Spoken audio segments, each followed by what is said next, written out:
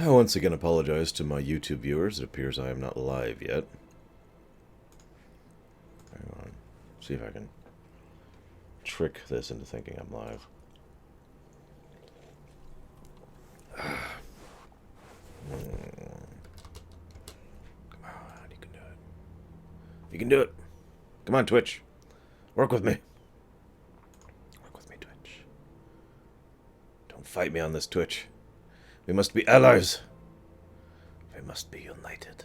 It's the only way, Twitch. It's the only way for us to stop being at war. It's for us to join forces and crush the Iron Horde. Maybe.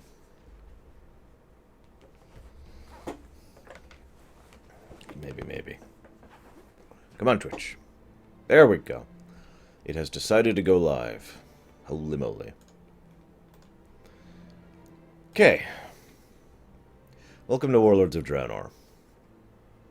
The funny thing is, at this exact point in history, I am opening myself up to some interesting times by talking about Warlords of Draenor. Especially since I'm going to be talking in an overall net positive manner. Yes, really. I do actually plan to be net positive on this one. I'm not sure 100% if I will, but having replayed through Draenor somewhat recently, I would say that I am still overall net positive on this. And that's a statement that's probably going to draw some ire. One of the things I've noticed is when people tend to be derogatory, they actually tend to be dismissive as well as being derogatory. In other words, rather than just saying, well, I don't like Warlords, they say, well, Warlords is crap. Warlords is junk. Warlords was the worst expansion ever made. Warlords was gutter trash. Now, the interesting thing about statements like that, and I try to avoid those kind of statements. I don't always succeed. But the problem with those statements is they don't actually say anything. I'm serious, by the way. They don't. That statement doesn't mean anything.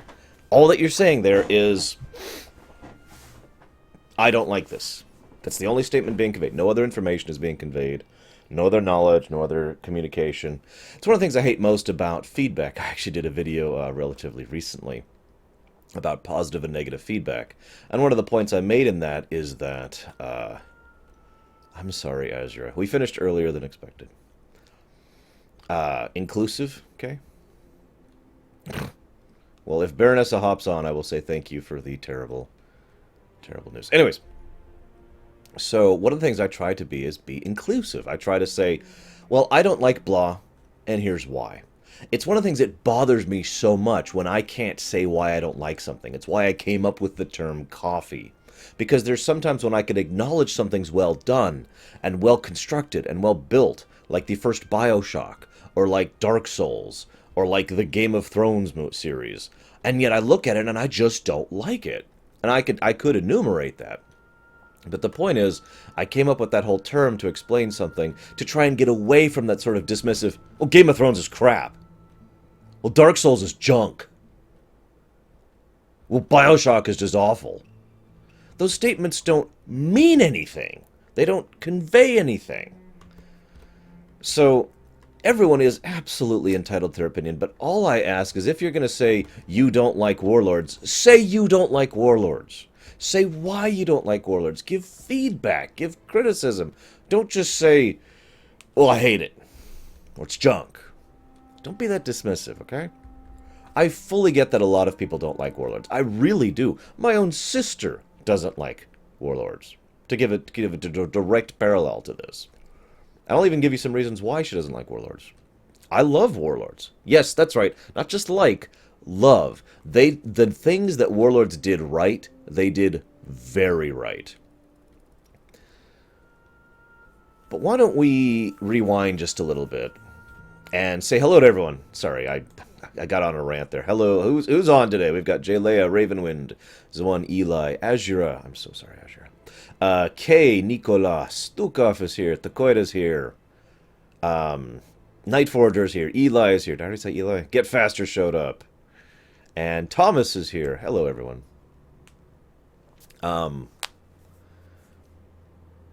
That would work, Takoida, although I do like the crazy thing. But anyways.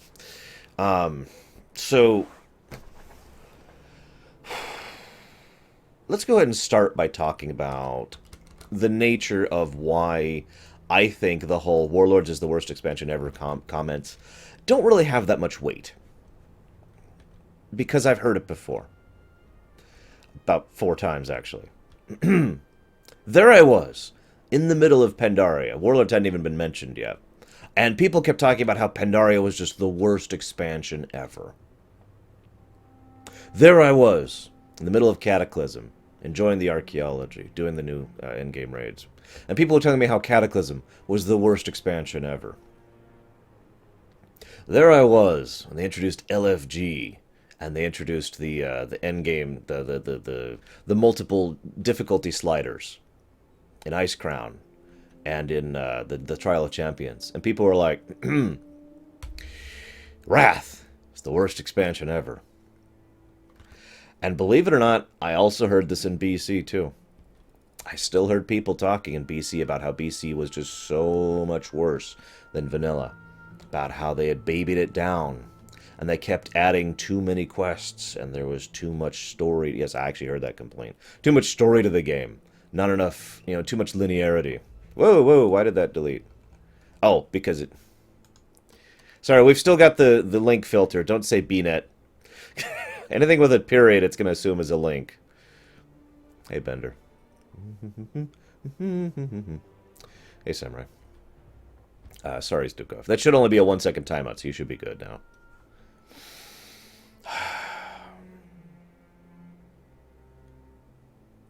So, my point is, I have heard this is the worst expansion ever comment in quite literally every expansion that has ever existed for Wrath. Or for Warlord. Or for WoW. For WoW. WWW. I also firmly believe that we will hear people talk about how Legion was the worst expansion ever when Legion comes out. I mean that sincerely. I absolutely expect that. Now, that comment may sound dismissive, and I apologize if it does, but what I'm trying to say is that I take those "this is the worst expansion ever" comments with a grain of salt. In other words, while I have heard legitimate grievances about every expansion, and I have had legitimate grievances about every expansion. The1 just mentioned in chat several legitimate grievances with Warlords, and that's totally cool. The whole worst expansion ever, WoW is failing, WoW is dying comments, I tend to just kind of ignore nowadays. It's been 10 years at this point in time.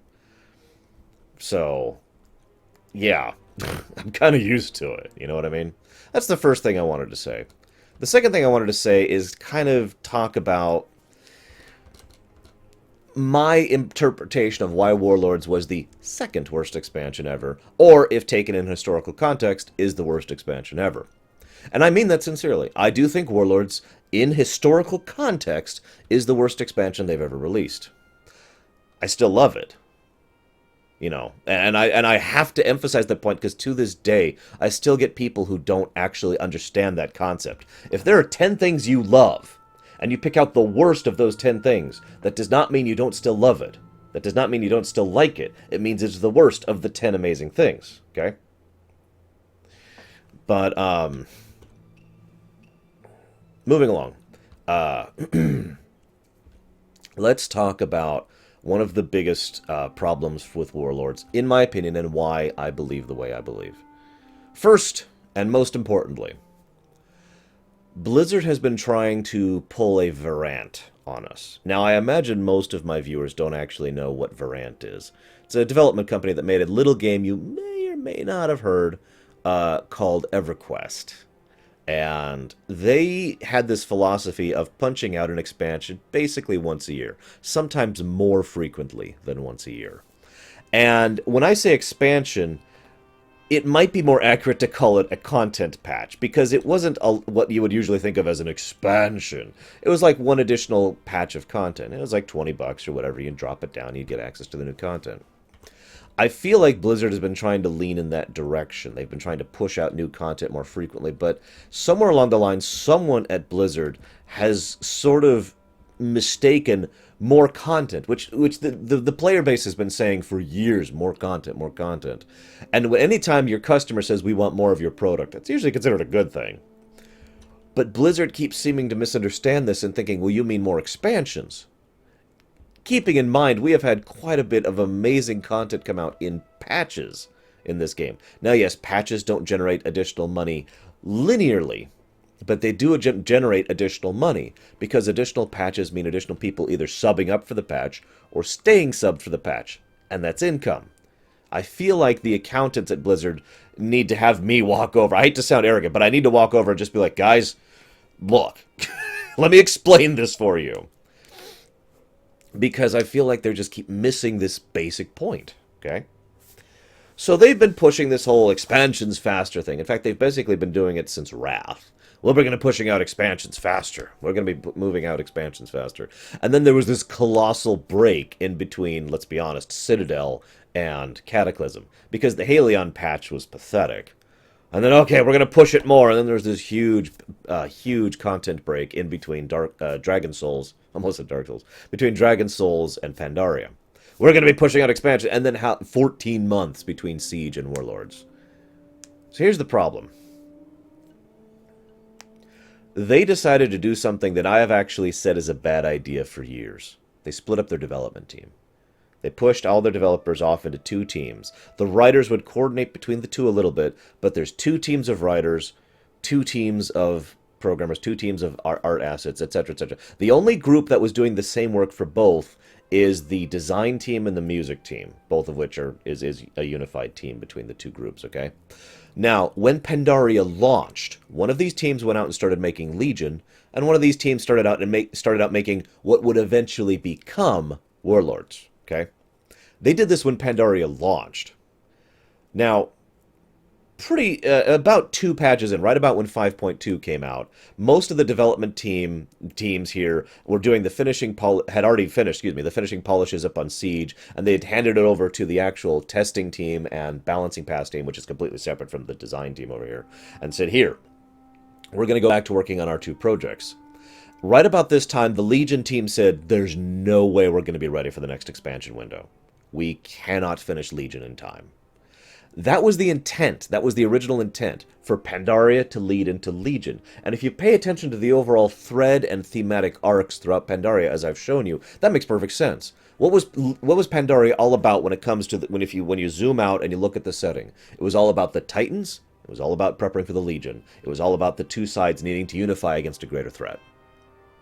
All of that led thematically and literally, plot-wise, straight into Legion. In fact, most people assumed, myself included, that Legion would be the next expansion. Obviously, I call it Legion now. We didn't know what it was called at the time. But you get the idea. The Burning Legion expansion. Then they announced Warlords. I'm going to do a slight side story here just for a moment to kind of explain one of the problems with Warlords. When Warlords was announced, my sister and I actually watched the announcement video live together. This is obviously several years ago. And she was super excited because she thought they were making Warcraft 4, basically using StarCraft 2's engine, which itself is a heavily modified version of the Heroes of the Storm, the same engine the Heroes of the Storm and WoW use. It's all the same general engine, it's just a better version of it. So she was really excited. Oh, hey, Warcraft 4, I can't wait. And then it was announced it was expansion, and she was so pissed. She was like, oh, come on. She really wanted Warcraft 4. My sister, who, by the way, cheats through RTSs because she's not good at them, but she still enjoys playing them. And she loves the story focus that the RTSs can give, which the MMO format, frankly, just cannot match. Forgive me for randomly flying around. One thing I've found is that randomly flying around in this game actually helps me think. That's not a joke. I've actually GM'd in D&D while randomly flying around in WoW because it helps me to focus. How many of you used to randomly fly around Shatrith or Dalaran once they added it? Anyways, I like how my chat is just discussing Dark Souls over there. So, so they decided, okay, we're going to go ahead and push the other expansion idea ahead. And the other expansion was originally the Mongrel Horde. Now, they always planned for Garrosh to make a comeback. They always planned for Garrosh to survive Siege and to go do another thing. The initial idea was the Mongrel Horde thing. I already talked about that. I don't really have much else to add to it. The idea was taking these so-called lesser races, unifying them, and seeing what they could do with those races, seeing what they could do with and seeing how the little races could actually accomplish great things. I point to the fact that the Gnolls nearly wiped out Stormwind in the history of Azeroth. That's actually a real thing that almost happened, as an example of what I'm talking about. But they decided, no, we want this to be a more character-centric expansion. It was, in their own terminology, a neat idea that they couldn't do much with story-wise. I'm not sure I 100% agree with that. That feels like copping out a bit, but they do have a point. What they wanted was a very character-centric expansion. And deride all you want, Warlords was a very character-centric expansion. It was all about the individual characters, and they had a lot of screen time, there were a lot of cutscenes, there was a lot of voice acting to help flesh those characters out. It was a small group of characters, it wasn't an ensemble cast, but still. So they then shifted into the next big idea. Here's where Cataclysm and player feedback rears its ugly head yet again. I talked about this extensively and how much I was irritated at this concept. See, they were going to go back and they were going to go ahead and do, I don't know, someone. They're going to do Outland. They were going to go back and do Outland again. I don't know 100%, and I'm not sure we ever will, because I've never found any interviews or any behind the scenes or anything talking about the specifics. I don't know if it was going to be a proper, a revamp of Outland the same way Cata was a revamp of the old world, but everything I've seen makes me think that it was. We were going to go back to a restored Outland, an Outland that now actually has, no longer has a Netherstorm, for example, no longer has a the Shadowmoon Valley, that the Druids have actually managed to reclaim much of that place. And Garrosh was going to go back there, and with the abilities of both Kairos and, more importantly, Raytheon, was going to resurrect the old warlords of old, the ones who were, dead there, obviously. So, for example, Ner'zhul would not have been in that list. Neither would Gul'dan. Resurrect the warlords of old, including his father, though, and bring them forward and unify into this new massive horde from Outland that would going to be charging into Azeroth. And there's going to be this whole character arc about that, and leading into the fact that there was some repetition in it, absolutely. Like, for example, the fact that they kind of planned to basically do Grom's character arc again. But, that being said, I have no idea, Darker. That being said, all of this was immediately thrown to the wayside because of Cataclysm, or more accurately, because of the incredible negative reaction Cataclysm had.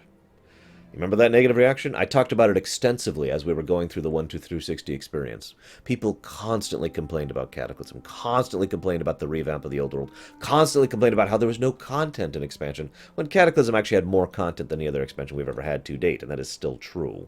Legion might challenge Cataclysm for terms of content, but we don't actually know if that's true or not. So they took that to heart, and they said, nope, we're leaving Outland alone.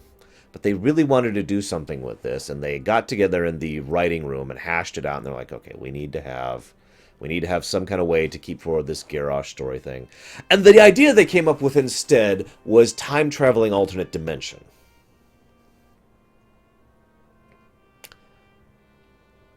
Now, I know I defend Warlords, and will continue to defend Warlords. I think there is a little bit too much of a shrieking chorus against Warlords. However, this is the dumbest damn thing I've ever seen Blizzard do, and that's quite a list. Time-traveling alternate dimension. In my opinion, that is the biggest flaw of Warlords, right there. Now, admittedly, that's my opinion. My opinion happens to be one that tends to lead towards the story idea, not the gameplay idea of things. But I will say this flat out. I will say this very, very bluntly.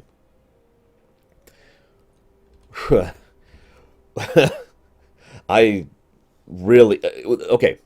The moment you open a door on something in your story, you have to do that very carefully. The moment you add alternate dimensions, the moment you add time travel, the moment you add anything like that, you have to be very careful about how you implement it, because otherwise you have the Star Trek problem. Now, I love Star Trek. I adore Star Trek. I can't wait to be going back to Star Trek, Ruminations. It's going to be great.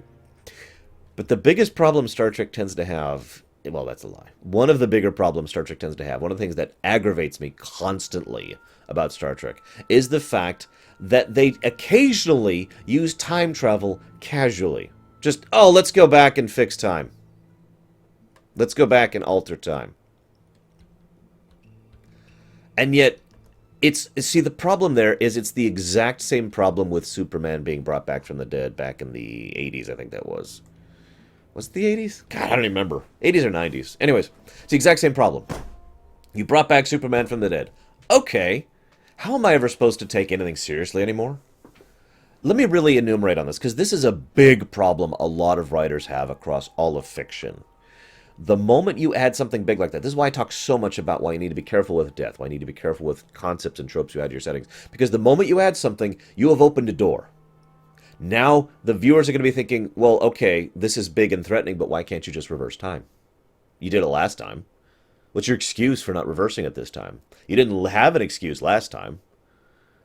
You know, during Star Trek Deep Space Nine, why didn't they just occasionally, shall we say even constantly, use time travel to reverse their problems, to reverse their difficulties, in order to undo a war that they were losing, that they were willing to do dark, dirty, underhanded deeds to avoid, yet they wouldn't do time travel?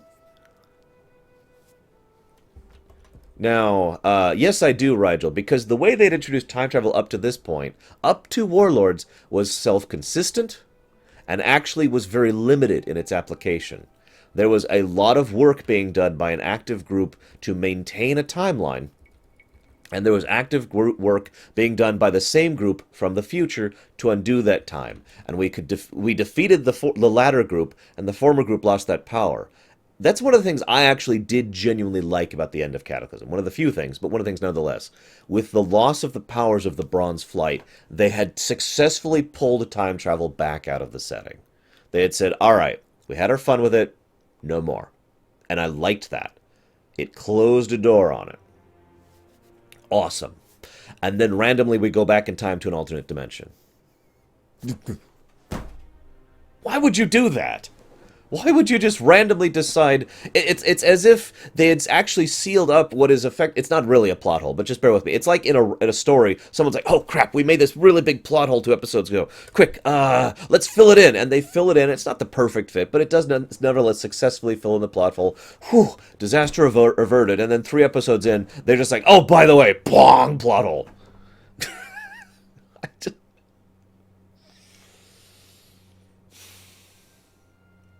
Hey, Spirit of Memory. So yeah,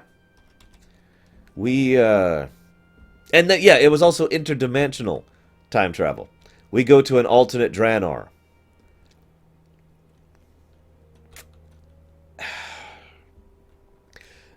See, the thing is, I've just been talking so far about the time travel aspect of it, which opens up a huge mess of problems.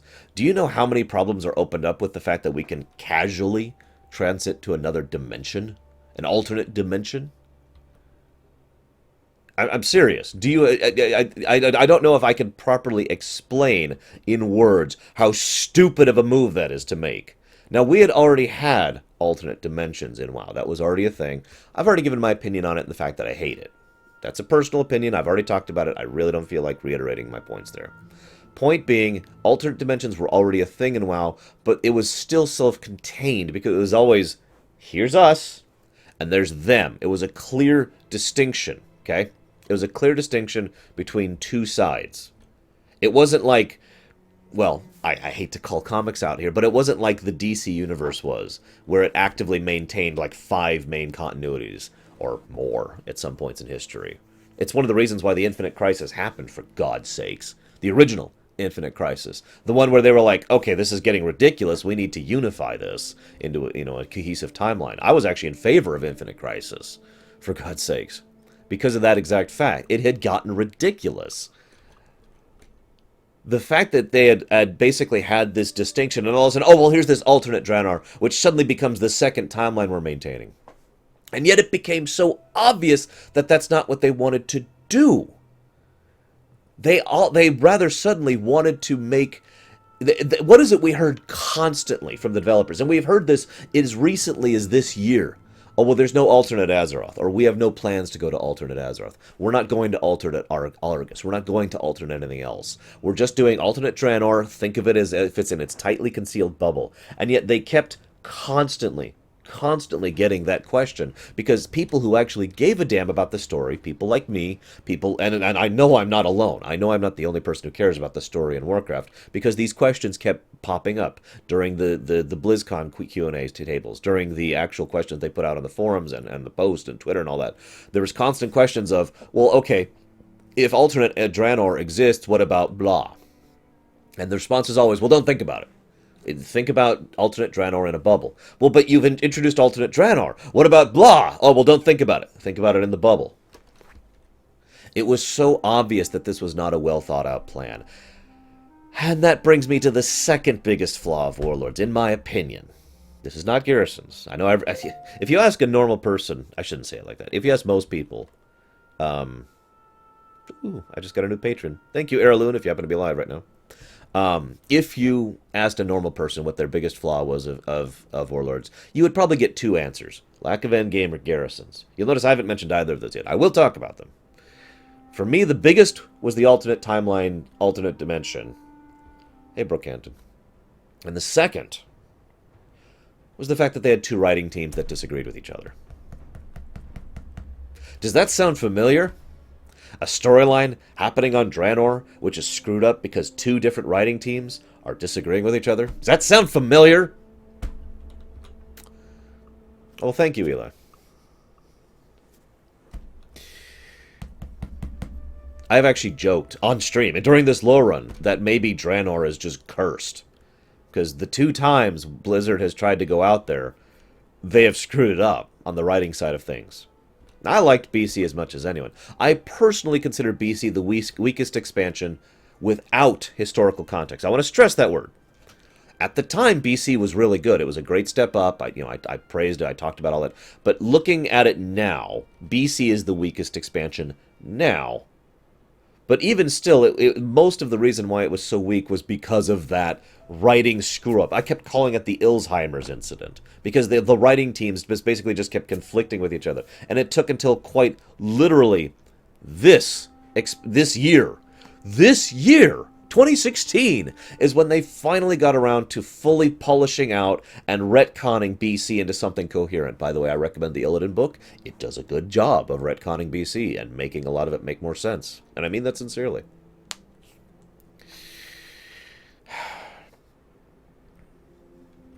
What the... Why did it time it out a second time? Oh, that's why. Never mind. Sorry, Kay. That's my fault. Sorry, Kay. My bad.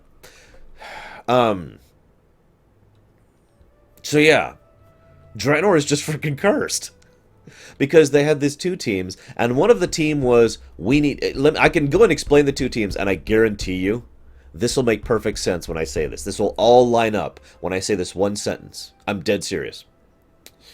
One team was like, we need to get ready for Legion. The other team is like, we need to tell the story of Draenor. And I bet I don't even... I could probably end the Lorerun right there. There's Warlords. The two teams and their two different focus. And it should make so much sense now.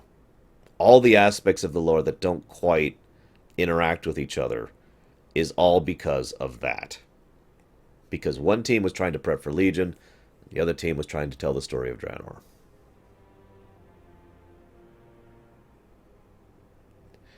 And that, in my opinion, is the second biggest flaw of the expansion. This is the first time they have said blah is the endgame boss of an expansion and been wrong.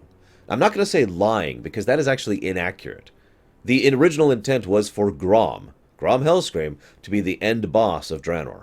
And I argue that would actually have been better than what we got. Not that I dislike HFC that much, but I think that would have fit the narrative much more cleanly and smoothly than what we actually got. But instead they were like, wait, Legion!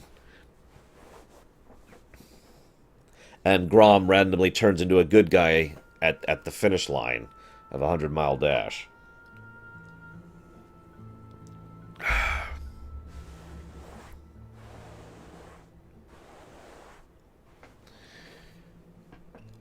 Here's the really stupid thing. You remember that original idea I mentioned about resurrecting them? The funny thing about that is, if they had gone with the resurrection idea, they could have accomplished the same ends they wanted pretty smoothly and simply. Let's look at the goals Warlords had. Tell the story of old Draenor, a lore building, world building exercise. Okay, they could do that on the redeemed, the reclaimed Outland. Maybe Shadowmoon Valley isn't fully reclaimed. Maybe it's still fell infused. But Netherstorm could have been fixed, and Nagrin would have been fully cohesive, and blah blah blah blah blah. So, yeah, I know, Darker. So they could have told the story of old Draenor and really gone into the lore and history of the Ogre Empire and the Arakoa and all the other stuff they wanted to do, which is good stuff. I'd like to add. I really like the lore building, setting building, world building that they do in Warlords. I really do. They could have had the character focused story. Again, not that hard. I don't even feel the need to explain this one. They could have brought Gul'dan back.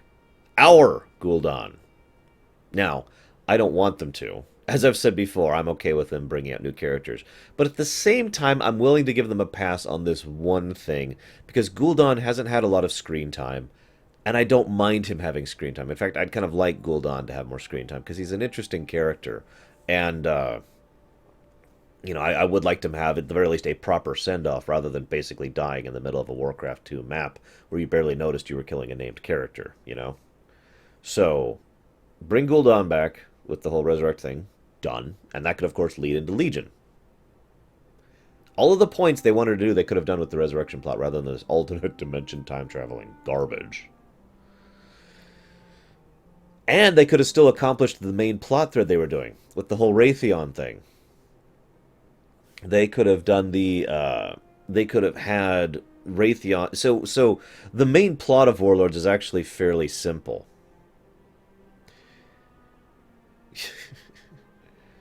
The main plot is Raytheon is trying to build a unified army in order to conquer Azeroth to prepare it for the invasion of the Burning Legion. That's the main plot of Warlords. That still fits with the other idea I just tossed out with the whole resurrect thing that they were originally going to do. Raytheon gets them ready and gets this whole army together, and all the people would follow the old warlords and blah, blah, blah. I mean, there's so many different ways you could go with that it's kind of easy. It's a little too easy, almost, writing style. It's almost too expected. In fact, I wouldn't be surprised if people complained about how expected that would be. So, whatever. Let me check my notes. I've kind of got distracted here. So right. The two teams and the Draenor Curse. I'll be talking as we go through. I'll be pointing out where it's very obvious that one team is doing the writing versus the other team. Trust me, it will be fairly obvious. But let's go ahead and talk about the other two things. The big negative, well, the big negatives, and the big positive. Positives, again, plural. So, here's the first big negative, lack of endgame. Let's go ahead and just toss out a couple of basic facts. Warlords had the worst dungeons, in my opinion, in WoW history.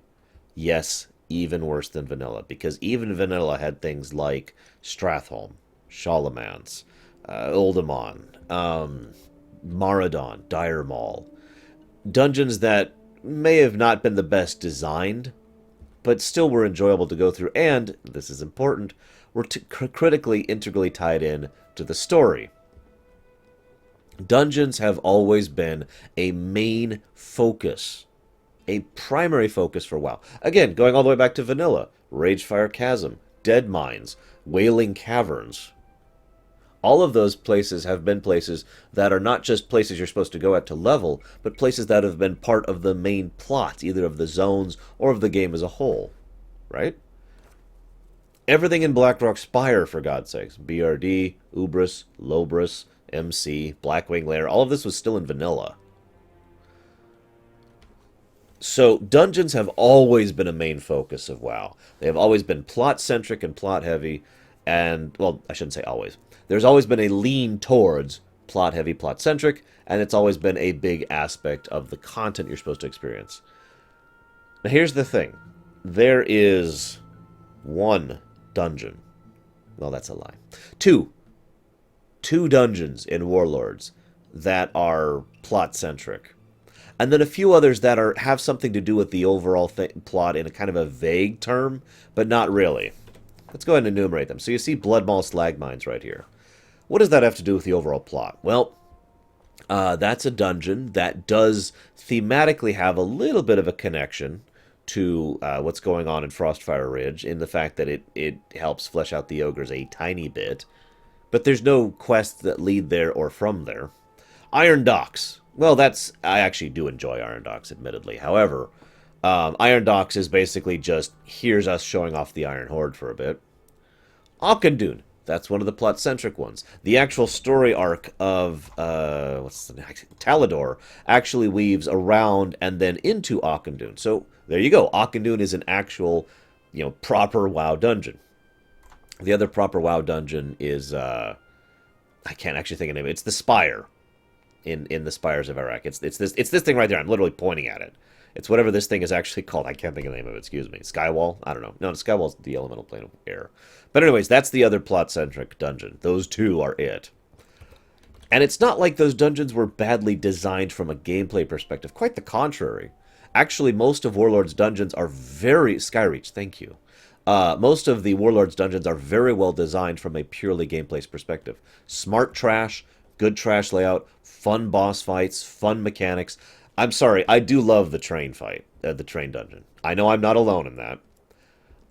Even the Foliage dungeon, I can't remember any of these dungeons' names, that's probably sad, is still enjoyable to me from a purely gameplay perspective. But again, what's the significance story-wise of the Foliage dungeon? Well, it reiterates a point we already knew about how the overgrowth works, which we already knew from the quests, so... It also doesn't actually make sense, because from everything we know about the overgrowth, all of Azeroth should now be covered by the overgrowth, because it got through into Stormwind. I mean, what does Grimrail Depot have to do with the overall story arc? Well, it's a train that serves as carrying munitions and supplies and troops for the Iron Horde. That's it. You get my point. They really dropped the ball on dungeons. The raids... Call me in the minority on this one, but I enjoy Warlords raids. Heimal didn't have a lot of polish, but it was tightly designed, and there was a lot of fun mechanics in there. HFC, Hellfire Citadel, for those who don't know what I mean when I say HFC. I'm going to refer to it as HFC, basically, in the future. HFC had some fun mechanics, if a general lack of overall thematic connection. Foundry was amazing. Foundry is by far my favorite raid in Warlords, and I think they nailed it with Foundry. Plot significance, story significance, thematic significance, gameplay and story integration, great mechanics, great fun. Loved Foundry.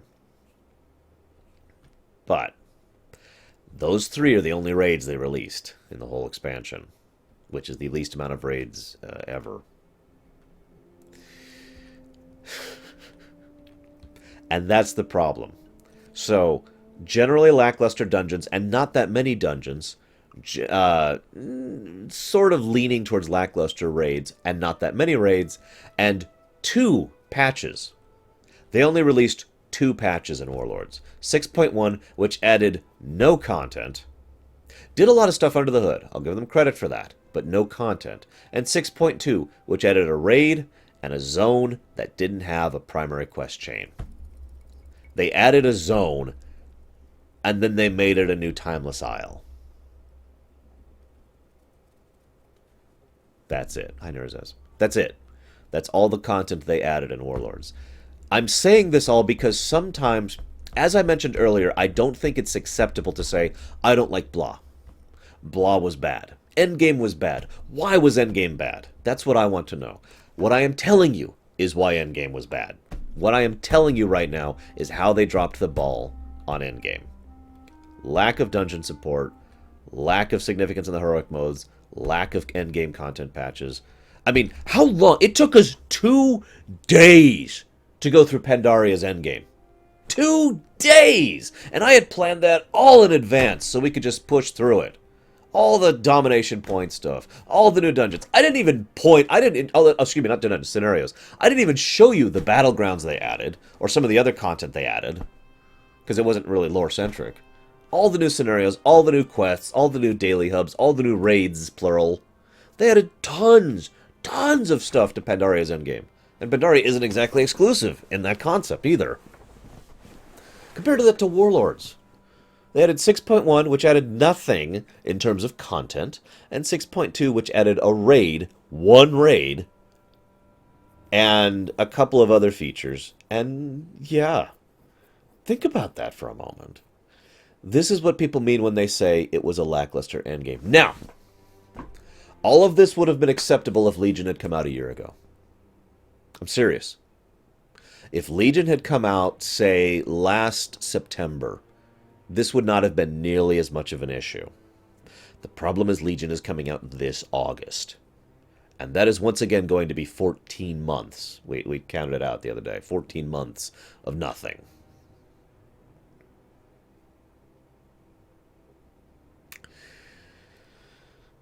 That is one of the two big things. One of the two big negatives. The other big negative, and I can't believe the hornet's nest I'm about to stir, is the garrisons.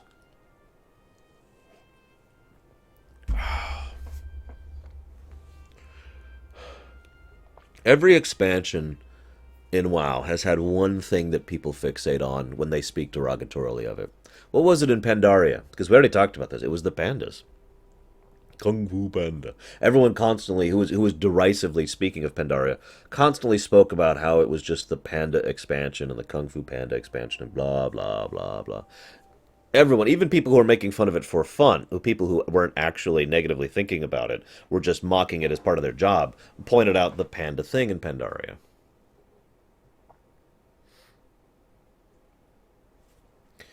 Okay, why are you a hornet? I mentioned this. I'm not going to go over that. We've actually talked about this before. There's always one thing people fixate on that's wrong with each expansion. The Warlords, the thing everyone fixates on is garrisons. Now, I have talked about garrisons last of my major negatives because, in my opinion, it is the least negative of the negatives. I kind of have been going down the list. I actually have notes. I've been prepping this morning. The first thing was the whole flaw with the time travel alternate dimensions thing. Why are you emailing me, Domino's? Domino's is telling me to buy pizza, guys. So, the biggest flaw, in my opinion, is the time-traveling garbledygook. The flawed premise to begin with. The second... Yeah, I do too, Necro. The second biggest flaw, in my opinion, was the two development teams not working together. And the third biggest flaw, in my opinion, was the lack of endgame patch and support and content. In my opinion, these three things are much bigger flaws to Warlords than garrisons. But I do think garrisons are a flaw in the overall net picture. I'm about to say something that's probably going to lose me some viewers, and I mean that sincerely. Garrisons are not as bad as people make them out to be. Now, I'm really going to discuss this. You know me. I don't want to just lay out a blanket statement. I want to discuss the why and the wherefore. If garrisons were... If they had produced a continual amount of good endgame content to Warlords, we would not be as complaining about garrisons as we are. The biggest flaw with garrisons, in my opinion, is that they were built as part of the leveling experience, and it was well designed from that perspective. And I mean that sincerely. Thank you, everyone. Because garrisons are part of the story of going through Warlords. They are part of the main plot arc going throughout Draenor. They are part of the actual leveling experience, and they are an integral, well-done part of the leveling experience because they did something with it. It wasn't just going back to your garrison and sitting there and doing missions forever. You would send off some missions, and then you'd go back to questing, and you'd build a different building in the new zone, and you would get different quests in the zone based on which building you do, and you would actually get to see the impact of that, and they'd start invasions, and it would be all part of the overall lore and story of the idea of you trying to establish yourself in another world. And it was well done, in my opinion. Then you hit 100, and this is where the problem starts. Because the moment you hit 100, that integral part garrisons have played goes away. Because endgame! Remember what I just finished talking about. that Warlords was lacking was good endgame support, and I enumerated how and why it was lacking good endgame support. For garrisons to maintain relevance and good application, it required additional content for it to piggyback on. Garrisons by itself, if you took Garrison in a bubble, if you just look at Garrisons and nothing else, it is bad, and I'll talk about why later. But if you add it onto additional content, as part of additional content, it worked. That's why it worked while you were leveling. That's why it worked as part of the plot. That's why it worked as part of the storyline. The fact that there was no endgame content is why garrisons were considered so negative, because all of a sudden people were like, and I've leveled. Well, now what? Because all of a sudden, you had nothing else to do. All of a sudden, there was a raid, which had nothing to do with garrisons. That was a mistake, in my opinion. And that's it. Later on, Foundry came out. Okay, another raid. You could go do crafting stuff, but crafting stuff was tied into the garrison. You see the problem here. Garrisons were not a bad idea. They were an interesting, and I will argue, a brave move for Blizzard to make to do something other than classic standard housing. Forgive me for segueing for just a moment. How many other MMOs do classic standard housing? I'll go ahead and just tell you right now, because I've played many MMOs. Most of them just do classic standard housing. What I mean by that is, here's your lot, customize it cosmetically.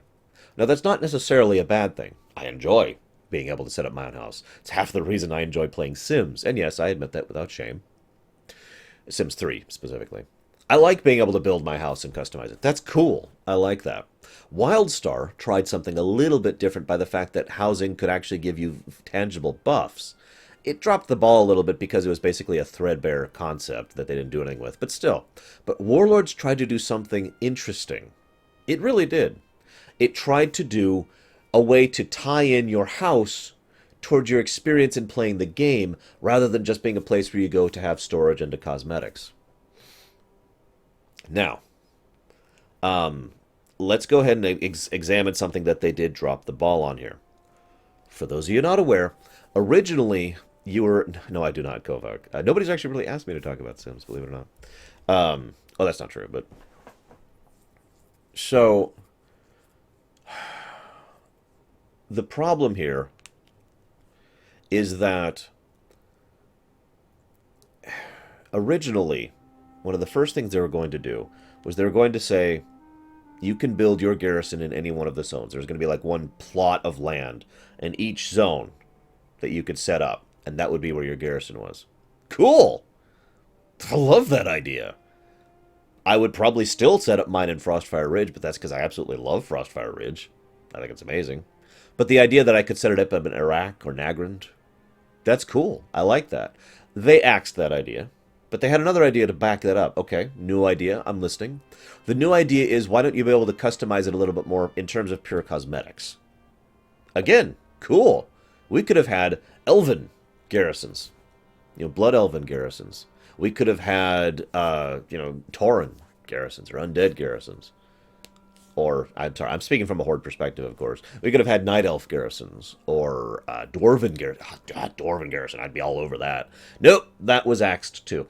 There's one garrison plot, it has one design. You can't really cosmetically change the garrison. They tried a band-aid to allow you to cosmetically change your garrison later on with the Halloween event last year and with the Christmas event last year. But that's it. Now, let's go ahead and take a step back. Except my chair's stuck. Yeah, there we go. Take a step back. In reality mode, making that would be a colossal hassle on Blizzard's side. The art team would have gone crazy trying to set that up. There would have been so much work and time necessary in order to set up all of the different styles of the garrisons, even just purely cosmetically. I mean, the Blizzard... I'm sorry, you can complain about Blizzard all you want, but you can't deny their art team takes their job seriously. So they would have spent a lot of time polishing and working on it, and then they would have had to beta test basically every version of every type of garrison and so forth and so on. It would have been a huge amount of work, And they were already crunched for time because, as we've already discussed, it took them 14 months of gap between the last patch in Pandaria and Warlords. And that is why they axed that. They've even admitted this. The whole reason they axed that was because we were time crunched. Doesn't necessarily mean they couldn't have added that in patches, just my opinion, but I do want to at least give them some leeway because from a reality perspective, holy crap, that would have been a lot of work. This is the real problem, I think. This goes back to the second point I mentioned. Remember I mentioned the two teams thing? Well, that two teams thing only lasted until about when Warlords went live. And Takoida just hit the nail on the head. What happened was the team that was supposed to continue pushing the Warlords content, endgame patches and all that, they went over to the other team and started working on Legion. Pretty much since about Foundry came out, or was released, I should say, every single person working on the development team at Blizzard has been working on Legion. Unified. So, here's hoping. But that, of course, that's a flawed perspective, isn't it? Because that basically turned all of Warlords, if you were to take the long view, that turned all of Warlords into Halion. If you don't know what I mean by that, which is rare, but I'm just going to explain it. Halion was the tiny little patch they added. One boss, one major boss, in one raid with one quest to go kill him that they added after Icecrown Citadel came out, but before Cataclysm came out. It was intended as a band-aid to keep us satisfied until Cataclysm came out, because they were taking so long working on Cataclysm. And that is pretty much exactly what Warlords was. A band-aid to say, here, go do this while we finish Legion.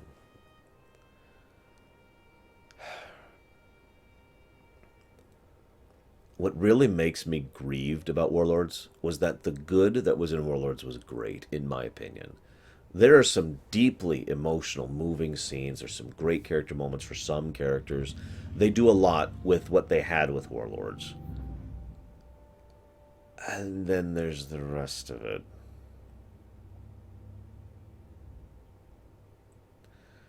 If they had properly supported Warlords and not just if they had treated it as an expansion on their end rather than as a band-aid on their end, I honestly believe we would look at Warlords more positively. I mean, people are always going to complain. That's just life. And people are always going to complain about Blizzard games, because that's life. And people are always going to complain about the latest expansion. I've already talked about this. But I think we, as an overall community, would be much more positively inclined towards Warlords if they had properly supported it. If I could use a parallel, the PSP Vita. For those of you who don't know what I'm talking about, the PSP Vita is actually a good console. It's a handheld. And it's actually pretty neat. Well designed, and completely unsupported by Sony. It was basically chopped off at the knees by Sony. Could have been great, but they pretty much sabotaged it. So now PSP Vita is basically a joke. I myself have had to clarify that statement because I actually feel bad for the Vita. I'll never buy one. I have no purpose in buying one, and it's mostly because of that lack of support thing. But I will never say the Vita is a terrible handheld. It is just a Warlords of Draenor handheld, if you understand my parallel here.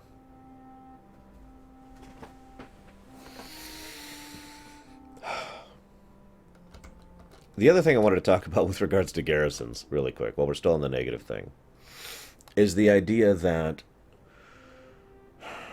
garrisons are not a mobile game, okay? Now, I know everyone's going to disagree with me on that, and that's fine, because that's how life works. We all disagree with each other. But it's not. A mobile game is specifically designed to try and coerce you into some kind of play style that encourages you to either play it long-term, to keep seeing ads, to keep paying in money for it, to add time gates, which you can get around, that kind of a thing, all that sort of stuff. A mobile game is specifically and deliberately engineered to psychologically pull you into a situation where you are basically doing nothing interactive whatsoever and paying money in order to do it. The money wallpaper thing. Now, that's obviously a generic statement. But when most people call it a Facebook game or a mobile game or whatever, that is what they mean. Garrisons are not that. About a month ago, Spirit of Memory. That's not actually what garrisons are. Garrison missions were originally intended to be crack fillers. Garrison missions and the whole Facebook game was originally designed to be a way, and I've seen the interviews from these people on this, to be a way to do something back in town. You know, in other words, you go back, you hearth. But remember how it used to be in every expansion previously? You go back to the capital city and hang out for a bit before you log out for the day. Well, they wanted to add something you could do while you're back, while you're back in the capital city. And let's be 100% clear: the garrisons are the capital cities of Warlords. But so you'd log back and you'd do a couple things while you're talking with your friends or whatever, and then you'd log off for the night. That was the intent. The problem is it was not designed as well as it probably should have been. It was not balanced well at all, and it became too self-inclusive. It got to the point where you could get more herbs, more ore, all the crafting could be done, and you could get more gold from just doing garrison missions and ignoring the rest of the world. I mention this once again because, to make this clear, if garrison missions, not the rest of the garrison, but if the garrison crafting stuff, I mean both gathering and making, and if the garrison missions didn't exist, people would still complain about this expansion, of course, and they'd find something else to fixate on. However, people would be able to go out in the world and do much more of those things, and they would see that there's actually a decent amount to do in Warlords. It's one of those weird situations where there's actually a lot of stuff in Warlords to do, but there's usually not a good motivation to do it, because all that stuff is just over there in the garrison. Again, the endgame problem I mentioned earlier. Because at that point, garrisons kind of superseded the rest of the content. And, unless you're an achievement hound, basically. Now, there is... I don't want to talk about garrisons too much more, especially since I'm actually failing at making my own point. I really wish I still had the old notes that I had made. I actually wrote a small... essay on garrisons, and it was lost in the hard drive crash, just like all my other WoW Lorerun stuff was lost in the hard drive crash, along with my Babylon 5 stuff and my Voyager stuff. But I had this essay where I actually dissected them from a purely gameplay design perspective and explained why I felt most of the complaints that I had heard about garrisons with regards to the missions, specifically the Facebook game, were actually invalid. I'm speaking from complete memory of something I wrote months ago right now, which is why I'm not making my point as well as I should. So I apologize for the fact that I am failing at making my point. I still stand by my point. I already did that research. I already worked on that. I already made my determination on that. But I don't think that's something that can be talked down as much as it otherwise should, is and could be. Last thing I want to talk about, let's get all these negatives out of the way.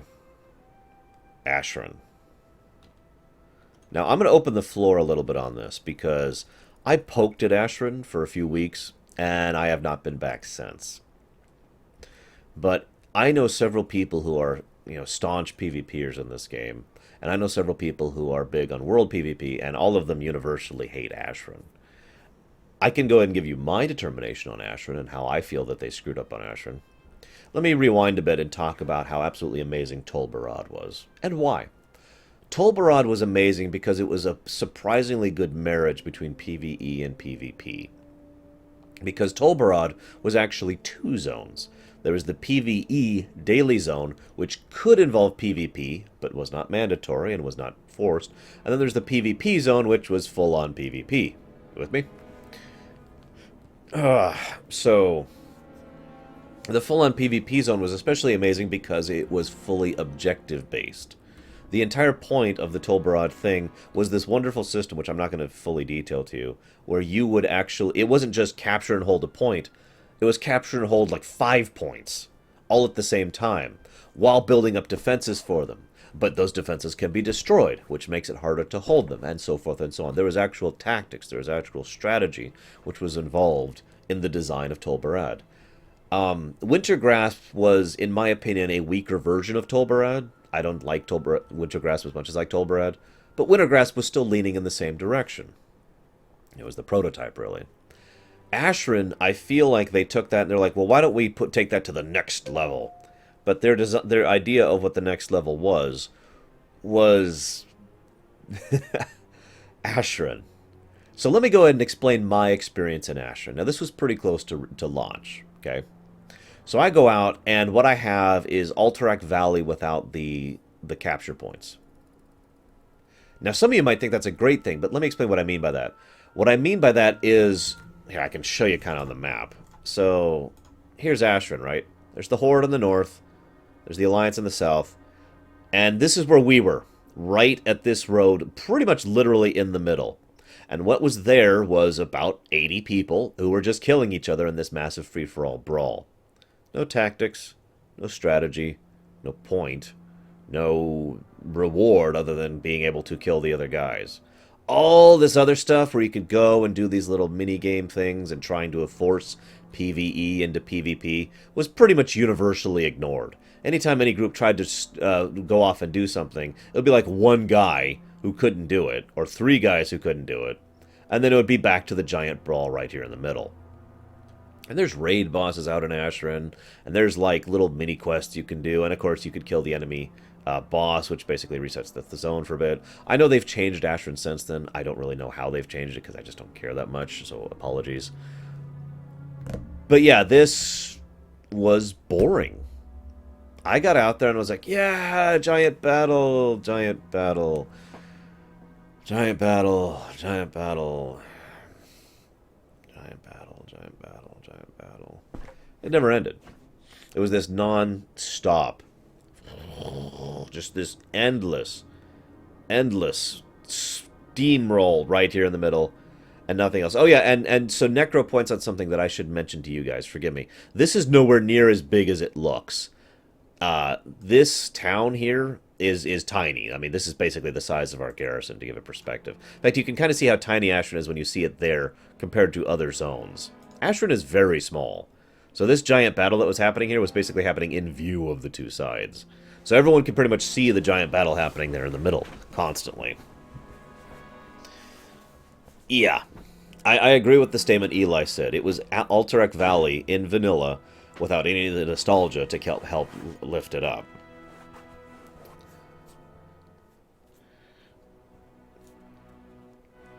Now, I heard about that, Darker, because a friend of mine named Charlie, who came back to the game like 2 weeks ago, has better gear than I do now. I have raid gear on, by the way. Now, it's LFR gear, but I am fully HFC geared up, and I have my legendary ring, which also has been improved once by the Remnant of Chaos or whatever it is. And yet, my friend who came back to the game, like, you know, 2 weeks ago, no, excuse me, 2 weeks ago, has better gear than I because he did something out here. I don't know what, and I don't care that much. That's why I haven't bothered doing it. But yeah, he has 710 gear.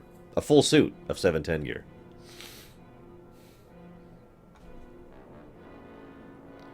Yeah, so that's Ashran. I really don't have much else to share about it. Except for one thing that irritates the snot out of me.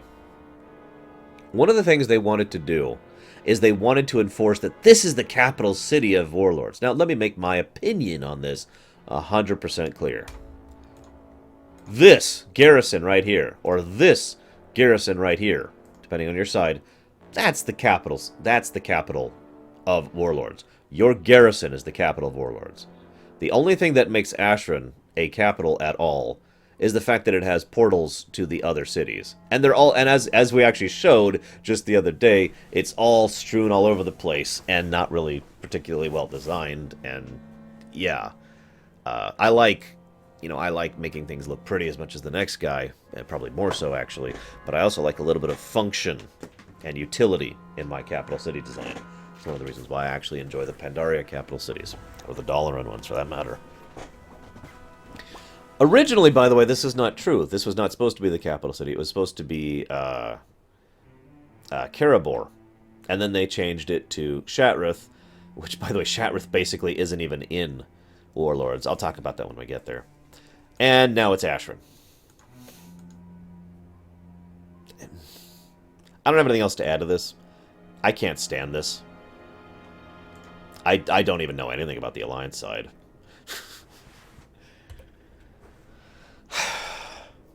Like, I've literally only gone to the Alliance side once ever. That's just, and I was just looking around like, ugh. So, we've kind of been talking about some fairly negative things so far. We haven't even started Warlords yet.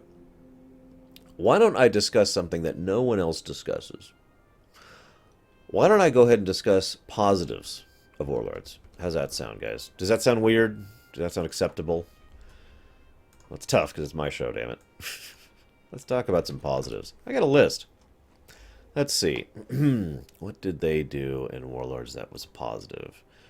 Let's see. So, first of all, the thing that nobody really talks about is the fact that they upped the character models on basically every race. The only ones they didn't do were the ones that were already upped. Pandarans, Goblins, Worgen. Everyone else had a basic complete revamp model-wise. Now, I know some of you don't really have a perspective on this, but the revamp was significant. I could show you the revamp, but I kind of already have. I want you to picture any of the cutscenes that were done with the in-game engine prior to the Siege of Orgrimmar, and think of any of the ones done after the Siege of Orgrimmar. In fact, I'm just going to cheat and show you something real quick here, because I feel this is a great way to make my point very quickly and easily. Just a second. You see that right there? Actually, maybe you don't. Hang on. Yep, you do. You do. That right there is Gul'dan. That is the new orc model. Watch his face. Fight if you must, Hellscream. Look at that animation. He actually has a full number of fingers, a full number of digits. He actually has a full skeleton now. They pretty much did a total and complete revamp of the new models. I'm going to try and pull a side-by-side to really show it to you. But the problem is the few side-by-sides I saw were actually just pictures, and they really didn't get across the point. Because one of the big things they redid is they literally redid every animation. Now, I know some people don't fully understand this, so let me make this point clear. While they had something to work with, this was effectively the art team here, working, basically building each race, other than Worgen, Goblins, Pandaran, from the ground up. The difference, especially in the humans, is night and day. Completely new skeleton, completely new mesh, completely new textures. All of that brand new. I know at least Kay in my chat understands what I mean when I say they redid all the skeletons, all the mesh, all the textures. Ground up, redid all of these guys. And they have full sets of animations and much better animations. And again, rather than like so originally the fingers had a single digit, which I can't even do on my real life hand. So like the fingers had a single digit of one point of motion. And now they actually have the full 3 to be able to do something like this, just to name one example. So that's the first thing that Warlords brought us, and a lot of people look at that like, ah! And of course I've heard people who say, well, I hate the new models. The new models are optional. There's an option to turn them off.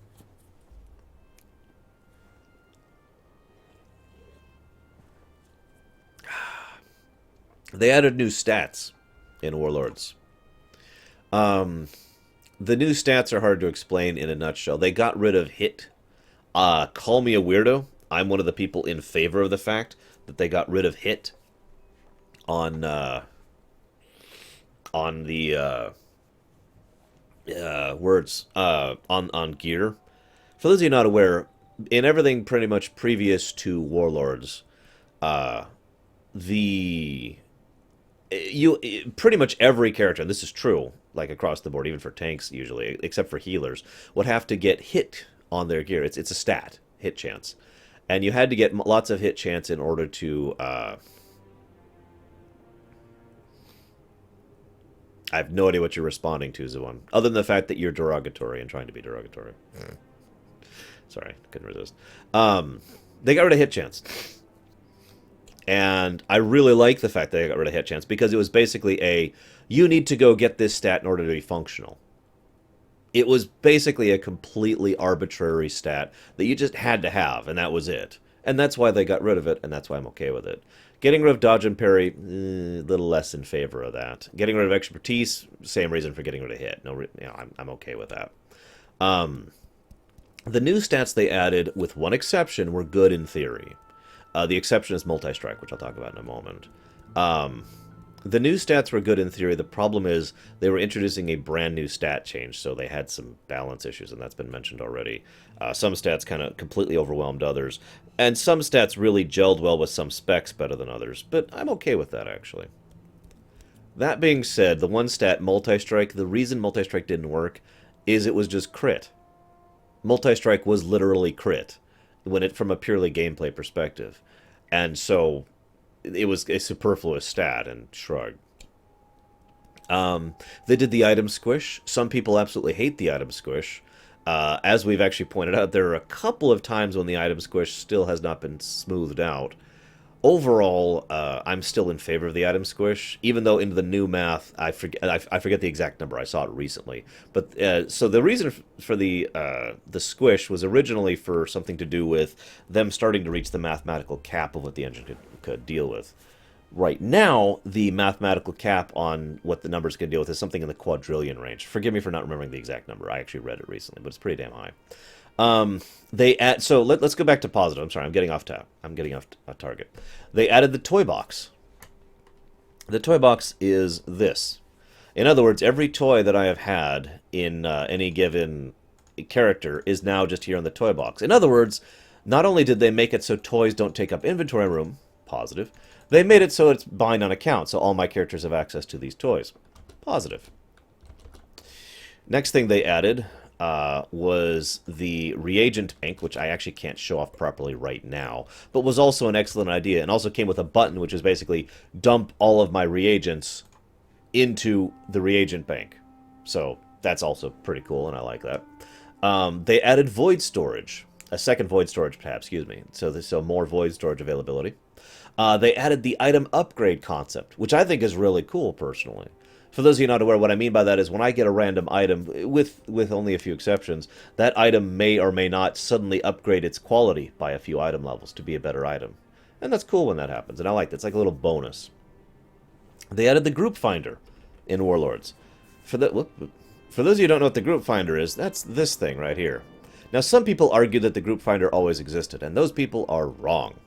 See, here's the thing. What used to exist was a button that led you to a channel where you could talk to other people and try to get a group going. The group finder is basically LFG just here. So I can actually hit this, and there's this whole built-in tool where I can now actually click and say, well, okay, these people right here. I'm not talking about Warforged. I'm talking about the item upgrade thing, Chef. Warforged is different. I'm not even talking about Warforged. Is like, oh, well, these people are doing Firelands, and they're doing only the Pendant. There's 6 people. There's the bosses they've defeated. And I could click this, and I'm not going to, but I could sign up. And the person who's actually in charge of that group will get a little pop-up saying this person's trying to sign up for your group. Here's some info about them, and they can accept or deny it. It's a UI feature, basically, to help people group with other people. And it is, in my opinion, one of the best features in Warlords. And one of the things that I feel is one of the most neglected when people discuss Warlords. This is an awesome feature. Before this was an add-on. I forget what it's called off the top of my head. Forgive me. I'm sure someone in chat will tell me. But the add-on did exactly this. You know, this kind of functionality, as opposed to the built-in default thing, which was basically just a chat channel in terms of functionality. So this is a nice feature, and I very much enjoy that. QQ, or OQ, that's the one. That's the one. Thank you. I knew someone would tell me what it is. They added another feature, which, ironically, they're taking away in Legion. And I've kind of shown off here. Here we go. There it is. Right there. Empowered Hammer of Wrath. So every level, or every other level, excuse me, that you... Oh, no, that's true. Every level from 91 to 100, you don't actually get a new ability. What you get is a passive thing that improves one of your existing abilities. Now, this is actually kind of interesting because the one you get is randomized. And there are 10 abilities, obviously, from 91 to 100, across all 3 or 4 specs of your class. So in some cases, you might not see one pop up because you got it for another spec. I liked this. Number one, it was a good way to reduce the number of this clotting right here. Another thing that I really liked about it is the fact that it adds some functionality to some of the abilities. So in some cases, the changed abilities are actually just have a more interesting or more utility rather than just being there's 10% more damage. And it added a way to make you feel like you get something every level or every other level rather than, you're another level now. Congrats. So I liked that. I like how as I'm listing positive, people keep arguing with me on each one of these positives. This is really great. Um, they introduced flexible raid technology to everything other than Mythic. I really like that. For those of you who don't know what flexible raid means, it's actually a technology they came up with in Pandaria that they fully implemented in Warlords. In other words, if I go into Heroic or HFC with 24 people, everything there is basically a 24-man raid equivalent. It has been scaled to 24 people. If I go there with 13, it's scaled to 13 people. So it's anything from 10 all the way up to 25. Let me just go ahead and flat out say that flex raid is one of the better ideas WoW has had in general. Again, they came up with flex raids in Pandaria, but they actually implemented it across the board in Warlords. So every raid other than Mythic, I agree with Mythic being solo because they need to tightly tune that to exactly the 20 dynamic, but everything other than Mythic has that dynamic scaling tech built in. So that, let me give you a personal example. Let's say I'm running Karazhan back in BC, and let's say I've got 13 guildies on. I get the wonderful decision of being able to tell which 3 people get to not do anything that day. And I hated that. I had that same problem in Wrath, too. We would have either just a few people over what the dungeon actually required. So I get to tell people, sorry, you don't get to raid today. There were times when I would bow out myself, which was a bad decision, I'll admit that now, because I was the raid leader, and because, I was the person who knew what the hell I was doing in some of these fights, whereas some of my guildies didn't. But I would bow out myself purely because I felt bad. Purely because I felt bad, and because I wanted other people to be able to play the game and have fun. So I would take the loss myself and let them go. It didn't work out that well. Where the hell was Flex when I needed it, So they implemented Flex across the board. That was a positive. What else did they do? Ah, right. So they did a few things with the questing system as well. So rather than having your basic, back before Warlords, it was such that any given quest item you got would actually sit in your actual inventory. They got rid of that in Warlords, so quest items didn't take up inventory slots anymore. So I'll be looting quest items, but they're not actually going into my bags and taking up space. And if you don't understand why that's a big deal, then you never had to deal with that problem back in the day. That was a huge, awesome change they made. They came out with the Heirloom tab. Again, same thing with the toy box, just over here. Now, this actually came out in a patch because it wasn't ready to go at launch.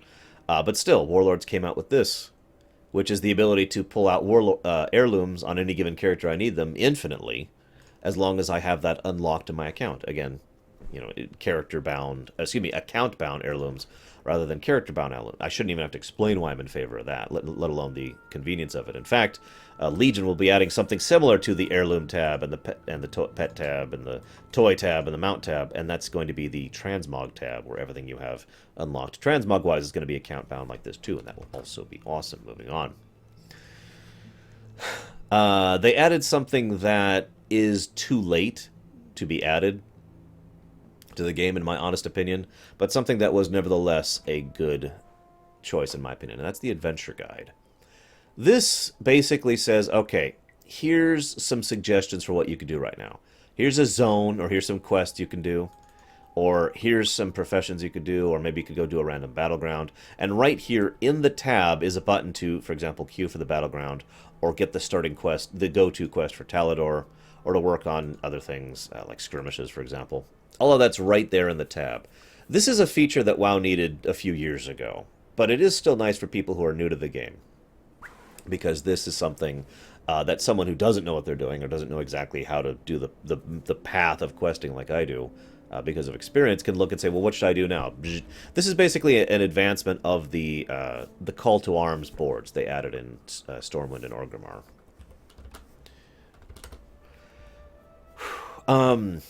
They toyed with the engine in ways that most people probably never even noticed. Basically, they fixed up the clutter system, which builds stuff on the ground, and doing certain kinds of visual effects with lighting, and the draw radius based off of certain particles was improved. I'm sure most people didn't even notice any of this. And of course, I know, Stukov. Well, we're high level. They also added one other thing, which I do like, although they're actually adding to this in Legion. They're adding sparkle. So they added this highlighting system. I don't think I have anything around here I can actually show off properly. Highlighting, you've seen it the whole time through because they add it to the game as a whole, retroactively. But basically, if there's a quest object like on the ground or whatever that I can interact with, it will have this little yellow outline on it to make it a little easier to distinguish. Like, I can interact with that. That's a thing I can do. That can also be turned off, by the way. They did one thing that I can't list as a positive, but it is worth mentioning while we're talking about all the gameplay changes. And that is they merged the auction houses. To explain what I mean by that, before, okay, so let's rewind. All the way back in the day, each server had I'm saying that wrong. 3 auction houses. There was the one in Ironforge, there was the one in Orgrimmar, and there was the neutral one, right? And then they added an auction house to each city. Or wait, hang on, I'm saying that wrong, because back in the beta there was one in each city that was separate. Then they narrowed it down, and then they added one to each. But basically it got to the point where, for the majority of WoW's history, there were 3 auction houses. Neutral auction house, Alliance auction house, Horde auction house. They merged all of those into the auction house in Warlords. Whether that's a good thing or not is very debatable. In some cases, some people would see it as a good thing. In other cases, certain people would see it as a bad thing. But it did get rid of one hellacious hassle for me personally as a player, and that was it made it easier for my Alliance and Horde characters to interact with each other. Because I'm sure many of you have done the old neutral auction house transferring items from one side to another thing before, right? Or that's how you would transfer gold from one side to the other too. It made it a lot easier to just be able to do that in the auction house. It did very much even out the economy of most servers. I can only speak from the direct perspective of our server. The server I play on. But on our server, the Alliance was much richer and had way more stuff because the Alliance had more players. The Horde auction house was usually, the Horde economy was very lacking. There was much less stuff. If you needed something, you were much less likely to find it, and it would be much more expensive. When the merge happened, it took prices a while to stabilize, but once they did, all of a sudden, it was much more likely for me to find whatever it is I need, and at a reasonable price. But again, I can only speak from my server, so I don't know what that does to other servers, obviously. Hey, Chaos. They added Proving Grounds. Proving Grounds should have been a little bit better implemented. I shouldn't say they added Proving Grounds, because that was actually a Pandaria invention. But they started implementing Proving Grounds as a way to test yourself and get ready for stuff, and we'll actually show that off later on, so I think we'll save that discussion for later. They did some PvP changes, which I'm not going to mention right now. Where's the rest of my list? I have so many things on this list, it's kind of ridiculous. Give me a moment. Some of this stuff I'm going to talk about as we get there. They added... So I'm curious what my PvP viewers think here.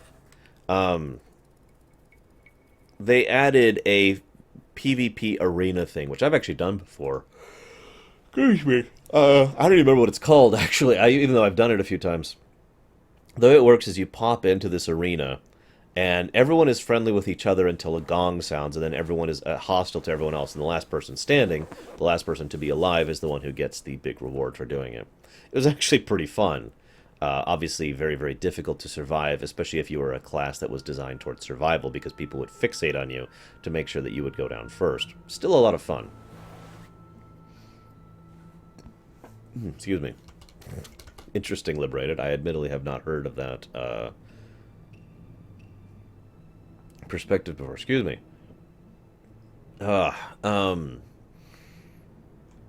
Also, there's no trolls in Warlords. There's lots of orcs, though.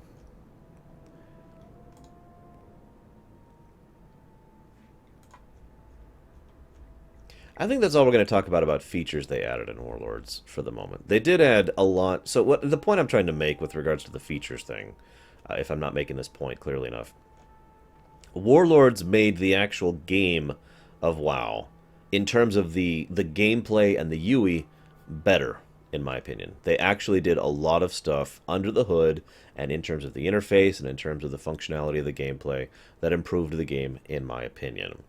Another thing they did, actually, and most people probably never noticed this either, is they did a vast overhaul of the system of what WoW uses as for its database functions. I'm probably not going to explain this correctly at all, so forgive me. Third and I actually talked about this at length when it came out. Hey, Meadfist. But basically, it made the game run smoother and quicker and faster as far as latency. It reduced latency pretty much across the board. And again, most people, of course, don't talk about that.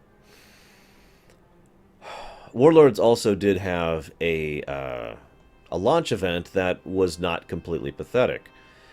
Now, it's sad that I have to actually say that because the completely pathetic launch event was, of course, Pandaria's, a expansion I absolutely love and now can firmly say is my favorite expansion. Ugh. Because, hello, Mina Madeira. The launch event is actually basically happened where I am now. You did a series of quests. It was like 8 or so quests. You would get some little gear for doing so, and you would get a Iron Star, which was cool. It was basically the fact that the Iron Horde had invaded into Azeroth, pretty much out of absolutely nowhere, charged in here, and started assaulting the nearby area. You can actually see some of the inner side effects of that still. As you can see, Iron Horde troops and cannons all over the place. By the way, you remember how I mentioned that whole Iron Star technological revolution thing? These cannons right here are basically powered by it's hard to explain, the Iron Stars thing.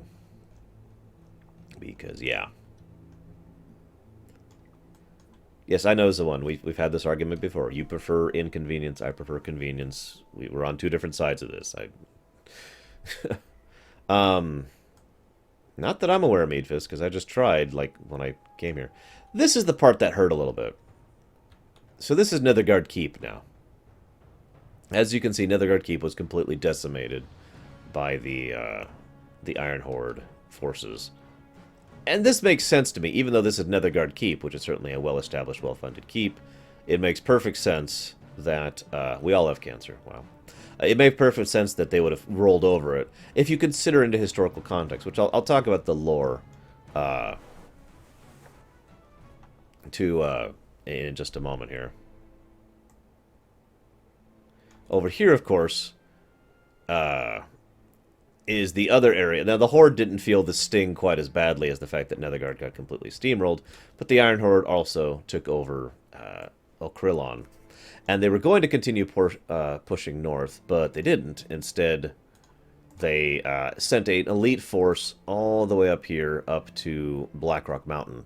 And that's where the Ubris stuff happens. In fact, funnily enough, in lore, the new Ubris actually happens before the rest of Warlords happens, as a result of this whole consequence. So I'm actually going to be showing that off basically first. But before we go off, I want to talk about what actually happened here at the initial. So what happened... I'm sorry. It's just the, the whole alternate timeline thing again. Oh my god. Okay. So, what happened here was...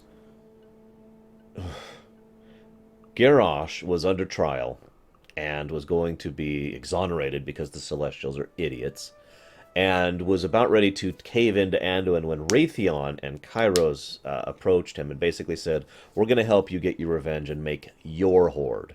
None of this Tauren troll crap, just a pure Orcish horde. All we want of you is for you to use this horde to conquer Azeroth. And Garrosh was like, yes, I will use it to get my revenge on those pitiful fools. And so... what happened was Kairos used the player character, because the player character has bricks for brains, in order to empower a specific device, which enabled him to do a temporary one-way trip into the past / alternate dimension, because of course it has to be an alternate dimension too, of Draenor.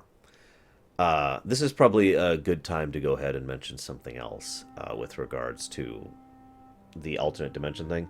Originally, when they introduced the alternate dimension, it was being told by the people who are actually writing the story that this alternate dimension was basically just our timeline if one thing had been changed, if they had made one difference in the story, right? Now, I actually liked that. Legitimately, I really did, because it made it so that we could see a lot of what happened back then rather than as if it was right now. Make sense? In other words, we would get to see a little bit of how things actually worked back then in terms of history and world building and the ogres and the Eriko and all that fun stuff. Then later on they said, oh no, well this is a completely different. This is actually a completely different timeline, and we've changed all sorts of stuff around, which kind of made it invalid and purposeless. At that point, it wasn't even historical context with regards to... It wasn't even relevant with regards to our timeline at all, because now it was a completely other timeline that had nothing to do with anything. So, anyways, so they go to this alternate timeline with Garrosh, Kairos, and Raytheon all head there. And Garrosh immediately kills Kairos. Lol. We'll actually see that later on. And then goes off, finds Grom, and goes ahead and forms the Iron Horde, basically. Now, the thing is, Garrosh didn't just go back by himself. He didn't just go back and say, we will form an Iron Horde. No, he needed some kind of edge. This is one of the few things I think they did right with the story of Warlords. And I've had to explain this like 20 times, even in the course of this lore run. One of the things that people asked me so many times is, why should I take the Iron Horde seriously? How could they possibly be a threat for us? And my answer is always, always technology. The Iron Star is something they brought back with them. So the Iron Horde had basically a huge technological edge in terms of what that allowed them to do, because they implemented it in ways other than just a bomb, like Black Fuse did, and they had a unified force. Now that's important, because we're not unified over on Azeroth. Even the Horde and the Alliance aren't really unified amongst themselves. So if you take a vast force, which has more firepower and overall magical superiority and in general is stronger, but isn't unified, versus another force which is completely unified, and all of their efforts and all of their technology and all their personnel and resources and everything are going straight into the efforts of being at war, which of these two sides do you think is going to win? Think about it. In other words, the Iron Horde was actually a legitimate threat to Azeroth, and I mention that because most people don't think they were. I'll talk a little bit more about that concept later. It's one of the biggest things I want to talk about with Warlords, and one of the better things they did storytelling and writing-wise in Warlords. So that can wait, though. The point is, the Iron Horde unified under Grom, and he was an evil bastard. Let's make that clear. Grom was an evil bastard. Okay? I don't care what stupid redemption arc they're trying to give him. He was a bastard, and he had no demonic possession, no void influence, no nothing convincing him to be that evil. He was just that evil on his own. He should be killed. Moving on.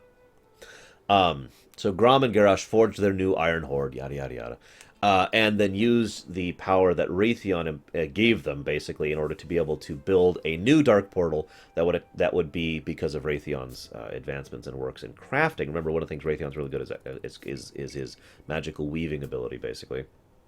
Crafted the dark portal so that it would detach that dark portal right there, our dark portal. It would detach that dark portal from Outland and attach it to them. Alternate dimension and in the past. So, yeah, no kidding, Chef Laurent. Alternate Grom was just a... Ugh. So, it is worth noting, I have been asked this question many times, and we don't have a good answer here, but it is worth noting that that means our major pipeline to Outland of modern day has been severed. Now, that being said, it is kind of worth noting that the alternate... Outland has other ways of connecting with us. They still have the ability to summon portals, after all. So, as I mentioned before, it's very likely we still have access to Outland through mages and Shatrath, who have maintained portal veins between the two worlds. Smaller, but still existent. But I just thought I'd mention that. Anyways, so the Iron Horde poured out of there. Now, this is really, really important, because some people ask how the hell the Iron Horde managed so much in their initial assault. And the answer is, nobody was expecting it. I want you to imagine that you have a society that is basically at peace, and all of a sudden, a force you didn't know existed attacks from a direction you didn't know they could attack from in full force. Do you think you're going to fare well against that attack? No, of course you're not. The Iron Horde absolutely crushed everyone in this zone. They marched onto Nethergard, and that's why Nethergard is in ashes right now, because they just rolled over Nethergard. They weren't prepared for a massive Iron Horde invasion when they didn't know what an Iron Horde even was, let alone that an invasion was going to be coming from the portal, which, if you remember, was a portal that was pretty much always open and connected to a place they controlled. So it came out of absolutely nowhere, completely blindsided them. And then they moved over to Okrillon, which you can't see, it's behind there, which put up a little bit more of a defense, go Horde. But then, of course, Okrillon fell as well, and the Iron Horde took this. And that's when they went ahead and got all of those forces together and sent them towards Ubris, okay? Now, that's pretty much the lead up into the now. Let's go ahead and pop out here.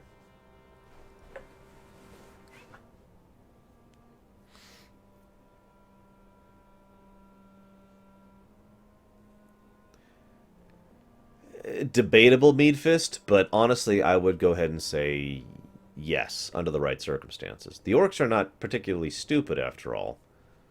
And they did have large teams of goblins helping them, too. So why don't we go ahead and get this expansion started off proper, shall we?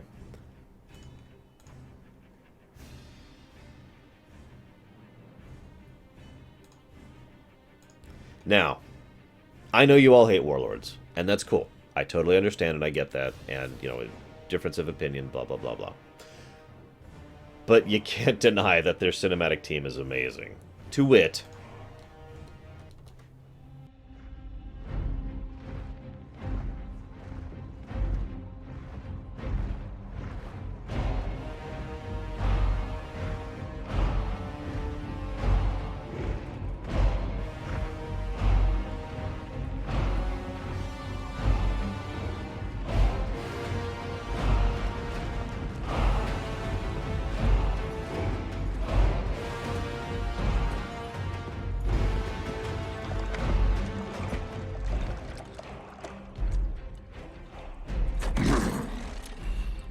Drink, Hellscream. Claim your destiny. You will all be conquerors. And what, Gul'dan, must we give in return? Everything.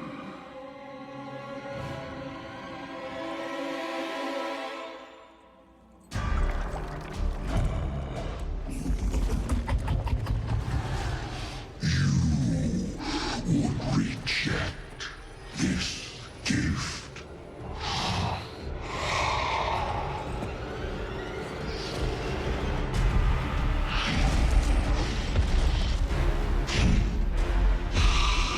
And did you bring these mongrels here? Just to watch you die?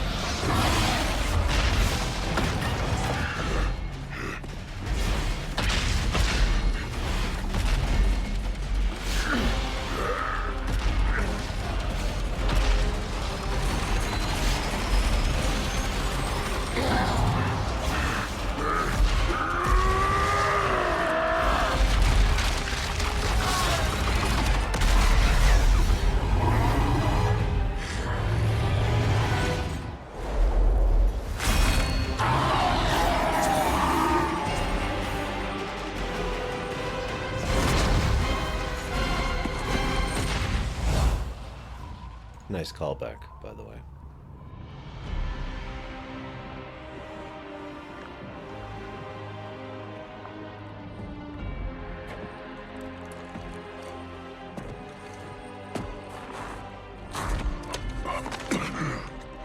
This was not our destiny.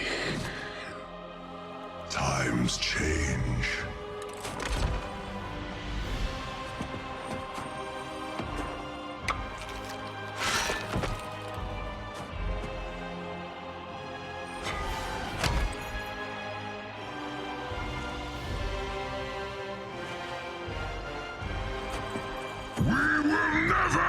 slaves!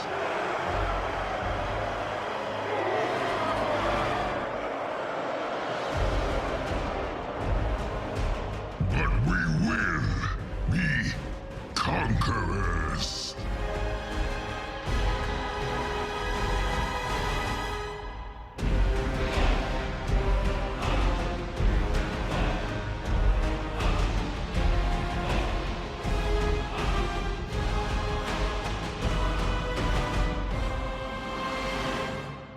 Note in the logo the deliberate visual callback to the original Warcraft font, by the way. Just wanted to point that out.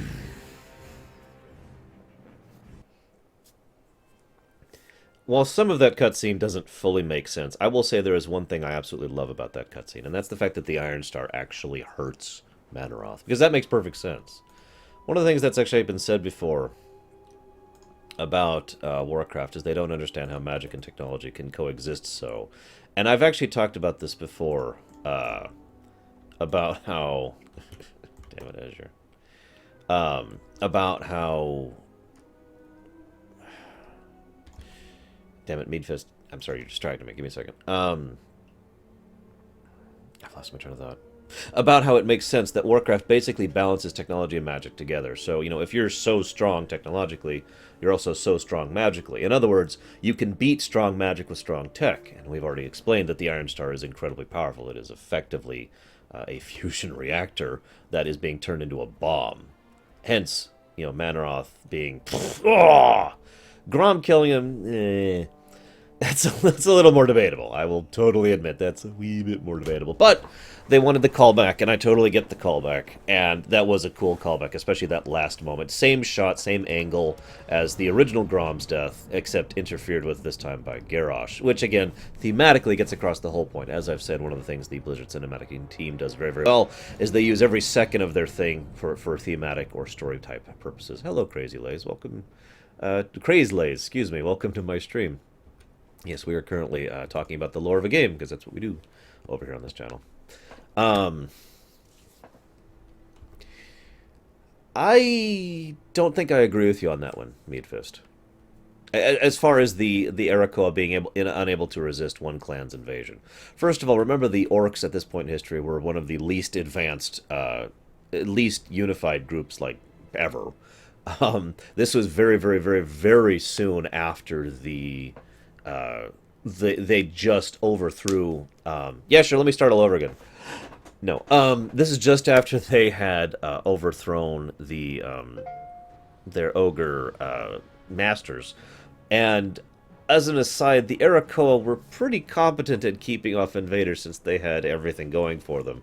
In fact, if it wasn't for our efforts across the entire zone and in the dungeon with the assistance of several people there, I think the Arakoa would still be functional and all that fun stuff. Lava, you can ask your question whenever you want. I may ignore it for a bit, but you can still ask it, because I'm talking about stuff unrelated to Fallout 3. So, what the hell was I saying? I haven't eaten it today. I really need to stop that habit. I wonder if Domino's delivers around here. Oh god, they're affecting me with their marketing campaign. There is one other thing I want to show off in just a bit. And I basically want to show that off after I do this dungeon. I know this is kind of a weird... Oh, tech! That's what I was talking about. In my opinion, this is of course just my opinion, but the tech and magic dichotomy actually makes perfect sense between the two. And the fact that... So, okay, the Draenor, as much as they assisted the Orcs, and we'll talk about this, they helped the Orcs to push off the Ogres, for example. They were always very... there's no nicer way to put this, snooty. They basically refused to give away the secrets or knowledge of their crystalline Naru technology that they had, even 35 years ago, and give that technology over to the rest of the Orcs. They flat out refused. And so, while the Orcs probably could, and indeed eventually would, take over them, I don't know what else to make my point. To me, this just makes perfect sense. You have an entire group of people who's solely devoted towards advancing their military tech to a new thing. They already have the not the infrastructure, the designs and the knowledge and the capacity. All they need is the infrastructure, and they have this massive group of recently unified people who can build that infrastructure. I mean, Blackrock Foundry was basically built after the events we just saw in that cinematic. No, Takoida. The two interact with each other as opposed to repelling each other, but they are still otherwise equal, if that makes sense. Um, and there's, of course, Magitech, which exists in this setting as well. Here we go. I suppose that's true, Darker. I suppose that's true. We'll actually talk more about the Draenor and their tech and all that fun stuff when we go through Shadowmoon Valley. As an aside, I'm very looking forward to Shadowmoon Valley and Frostfire Ridge. Both of those are really nice. So the other thing, though, to keep in mind is the Orcs spent 7 years solid building up their infrastructure, building up their technology, building up their war machine, training troops, training things. Let me give a different parallel. Because we talked earlier about the parallel between Africa or South America and why they didn't get a technological boost. Let's talk about Germany. I know. We just talked about this in Pandaria, but hear me out. Germany was in the worst state they'd ever been in post-World War I. Oh, that's debatable, but they were certainly down, right? And then World War II happened. Now, obviously, that didn't just go from a jump there. Years of time was spent by people who were doing nothing but advancing their military technology, their military infrastructure, and really pushing their attempt to become a war power. They took starving, underarmed, unmanned peasants, which is where Germany basically was post-World War I, and turned them into the great war machine that Germany would become for World War II. Now, that probably wasn't long-term sustainable, and we can talk about the more long-term effects of that later when we talk about real life history. But my point is, that's kind of what happened to the Orcish clans back on Draenor. They were just, ugh. Garrosh comes in, he's got Raytheon at his back, and all the ridiculous resources and assets that Raytheon has access to. He has access to going back on Azeroth, ignoring the portal itself, thanks to Raytheon, and thanks to a plot change we'll talk about later. And he has all these people unified and fortified into one task, and their one goal is become a new military superpower. So, again, it makes perfect sense to me that this happened. Right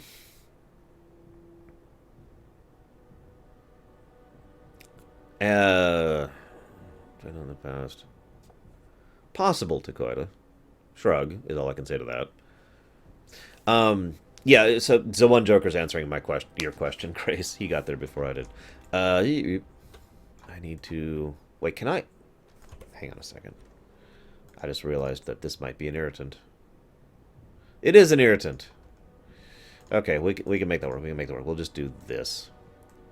Maybe. Hang on. Maybe?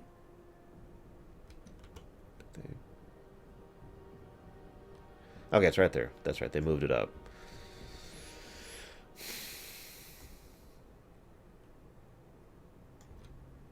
So, this is the new Ubris. Hey, look, an Iron Star. We're going to be seeing a lot of the Iron Star in the future. Pretty much all of the Iron Horde's functional technology sits on the Iron Star on its basis. So this is the new Ubris, okay? One of the things that they did was... so, they weren't... alone. One of the things that happened was several Iron Horde detachments went out to link up with the remnants of the Disgusting Horde. And there were not... This is actually funny, because remember how I talked about how we basically wipe out the Disgusting Horde and decimate the Orcs back in Pandaria? Well, part of the reason I say that is because we're not done doing it. This dungeon is pretty much the end of the Disgusting Horde right here. I'm not kidding. This is pretty much the end of the Disgusting Horde, because what's left of their forces are here, remnants of the Dragon Maw and the Blackrock Orcs and God knows who else, who have unified with a contingent of Iron Horde troops who came here to Ubris for one goal in mind. They have several specific Iron Stars that are designed to basically wipe out... they're basically trying to detonate Blackrock Spire. Poof. And the reason they're trying to do this is because they're trying to destroy Stormwind. To make that a little bit more clear, there's Stormwind, there's Blackrock Spire, there's Ironforge. I'm not sure how much of an impact this would have on Stormwind, which in lore is, hundreds of miles away. But at the very least, this probably would have had a significant impact on the area. That was actually their goal here. And Zayela, wonderful, amazing Zayela, is the one leading these forces here. So, yay. This is not the worst dungeon in the world. This is basically a redesigned Ubris. They redid a lot of stuff in here. Completely new trash and bosses, of course. This I may not be able to do. And I mean that sincerely. This may be beyond my capacity. I may have to actually get a group for this, which would make me very sad.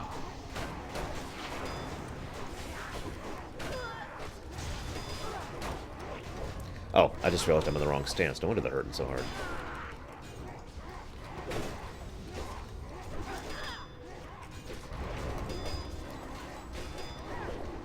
Yeah, I'm going to say I'm going to need a group for this. Well, that sucks. Oh well, I'm going to need to get a group. Hey, look, Days. Ugh. Alright, well, while we wait for a group... Bleh.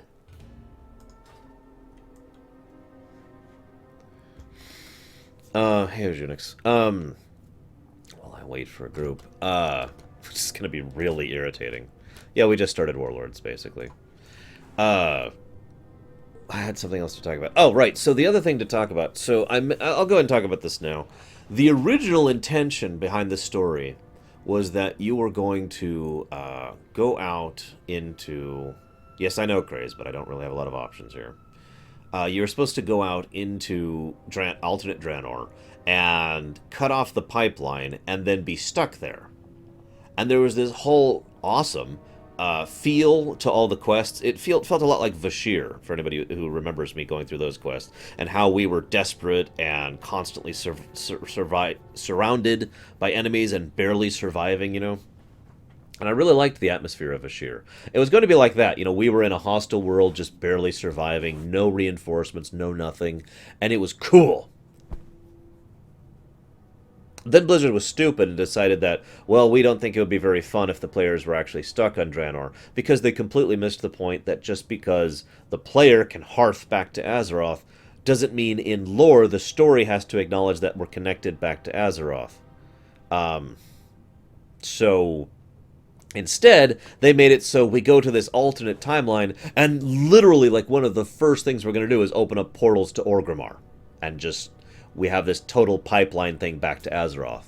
And all of that tension and that dread and that wonderful atmosphere, it goes away instantly. It's gone. Yeah. So, that sucked. Wait, I just realized I'm stupid. I'm a tank. Hey, look! The joys of being a tank. So, yeah, that really screwed up that feel, in my opinion. Now, the thing is, I mentioned this because they kind of retconned some of the story to accommodate that. Originally, it was going to be just that, alternate orcs and alternate horde all founded up out of nowhere. And that's up to you, Ojonix, if you want to open yourself. Remember, this is going live on YouTube, don't forget. And instead, they made it so that, in addition to us getting all of that... Oh, hang on, there's a priest in this group. Instead of us getting, instead of all this chopped off, etc. thing, it was going to be such that the Iron Horde also had regular access to Azeroth, and they did tie that in well. I think they emphasize how the Raytheon had basically been using his massive amount of resources and assets, all that infrastructure thing I talked about with regards to Raytheon, all the people he controlled, all the political power he had, all that fun stuff, used that to also support the Iron Horde. He basically fully put in, he all-ined to the Iron Horde so that they would be able to adapt and move and get a force ready to go as quickly as possible. He's also the reason why they were able to tie the portal to modern-day era. Hello, Marley. Hello, Saldir.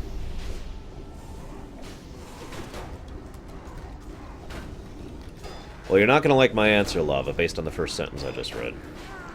So, whether or not I like that idea that Raytheon was connected just like we were connected is debatable, because on the one hand, it makes a little more sense to me that Raytheon had access to the full length and breadth of his resources in order to help establish the, the Iron Horde. On the other hand, I really liked that original storyline idea of us being chopped off and alone and having to make do in a hostile land. That was really cool, in my opinion, and is something that it's absolutely just terrible that they have, that they have lost since then.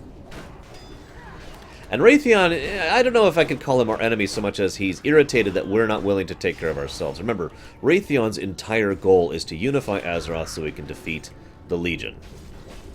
So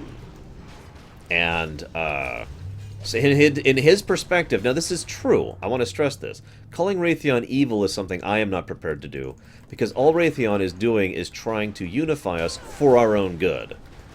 Now, whether that's true or not is a little more debatable, but in his mind, taking an external force, even though it's a terrible conquering force like, the Iron Horde is, which is just a really, really evil force, let's be honest with ourselves, and unifying Azeroth through conquest, through military conquest, is, in his opinion, totally acceptable, because that way we'll be able to stop the Legion. And fixing, the whole Iron Horde occupation thing, that can happen later, if it needs to happen at all. I mean, Anti-Onyxia would agree with this, right?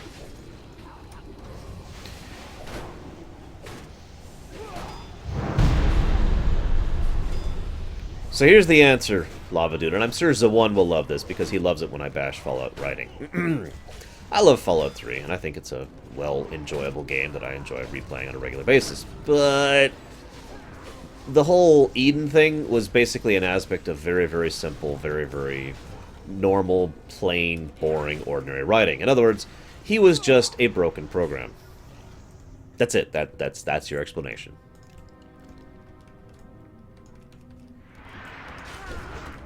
Yeah, exactly, Darker. Like I said, Raytheon, well, he's still a kid. In fact, he is literally, at this point, I want to say 4 years old, as of Legion.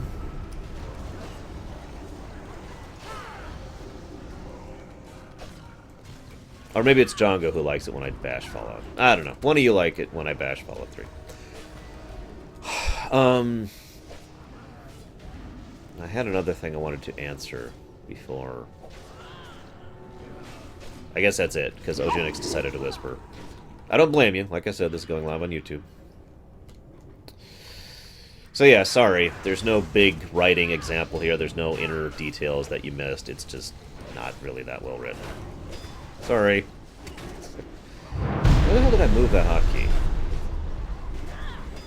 That's there, that's there. Oh, there it is. It's that button. I had something else I was in the middle of talking about before I started talking about Raytheon. Can't remember what it was. By the way, we're going to be LFGing basically all of the dungeons and Warlords because it's current content. So, get used to this. It's okay, this is kind of how I plan to do all of these. I'm going to hop on Frozen, which is my raid-geared character, and tank them. So, instant queues, and I'll be able to control the direction of the story a little bit because I'm the tank, and the tank controls the group. I don't know what other people have told you, but they're wrong. That's how this works. Now, this right here is actually a really cool idea I wish they'd do more with. This is an Iron Mancer, if that makes any sense. In other words, this right here is someone who, as much as he's using all this lightning stuff... Oh, right, I need to hit the things. As much as he's using all this lightning stuff, that's actually a byproduct of his actual ability, which is he is a very skilled mage in working with iron. Who dares disturb my research? And I like that. In fact, it's such a cool idea. I would love it if more people did this. I would absolutely love it if there was more lore behind this concept. Someone who is so skilled in manipulating iron on a magical level that it gets to the point where they can actually, So much power! I am invincible! Yeah, I'm the tank. I shouldn't do it. Yeah, all this, Yeah, actually, Zoan, that's actually a really good comparison. I actually know what that is to be able to share that. Yeah, he is a metal shaper, and he can So the way he's doing all this is he's not actually a lightning mage. He is just controlling the metal more or less directly to conduct all the lightning through it. It's a cool concept, and I wish they'd done more with this. This is just another example of something that they had in Warlords, which, you know... I can feel this in my soul. Which was a great idea they didn't really do anything with. You know what I mean? I will destroy you! No, you won't. But the power, it protects me. No, it doesn't. You're dead. Leave it alone.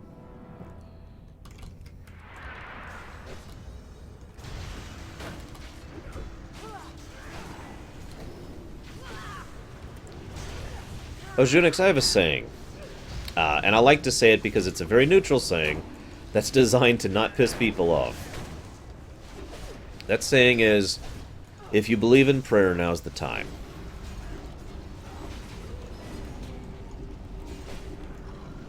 That would be very cool, Zoan. I'd love that.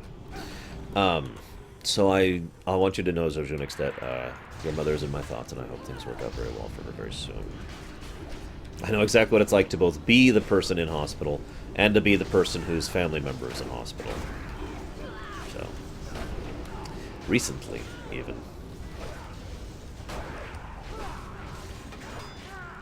So yeah, for those of you not aware, Leroy is canon. I'll be talking about it here because there's really no other way to put it. We're not doing Leroy because we can't. We're not in heroic, nor do I have any intention of doing heroic. That'd make this take even longer. Excellent. More raw materials. Yeah, where is he? Come on. There he is. You see him right there? That's Leroy Jenkins' body. He's dead. That one. That is the one I need.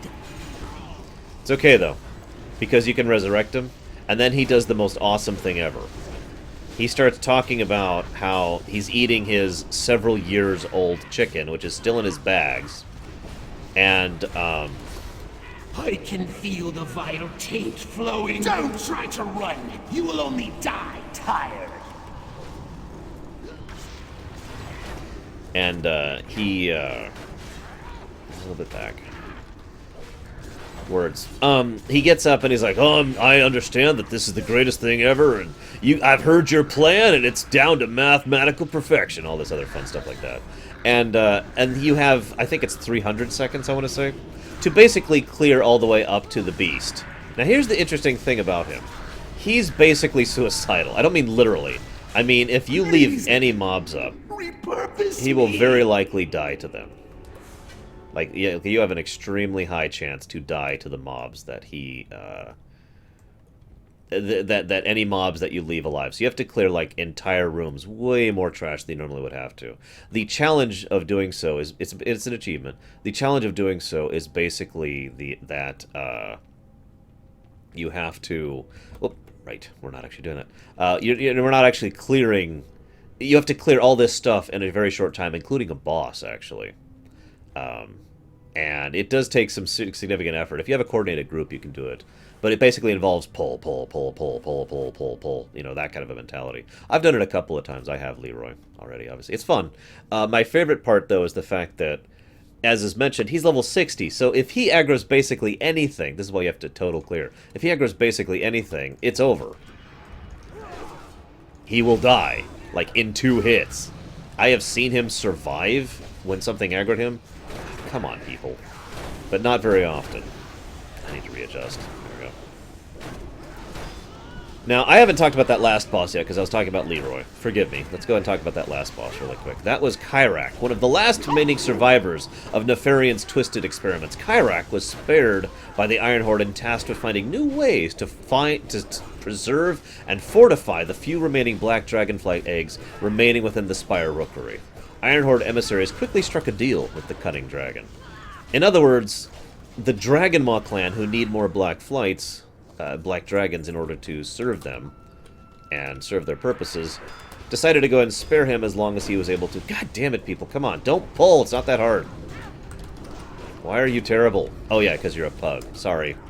Sorry for being redundant, guys. Group up, group up. There we go. Jeez Louise, people. Here, let me get my health back so your healer can stop looking at me. Anywho, as you can see, they've also kind of enslaved a few ogres here. I don't actually know. Seriously?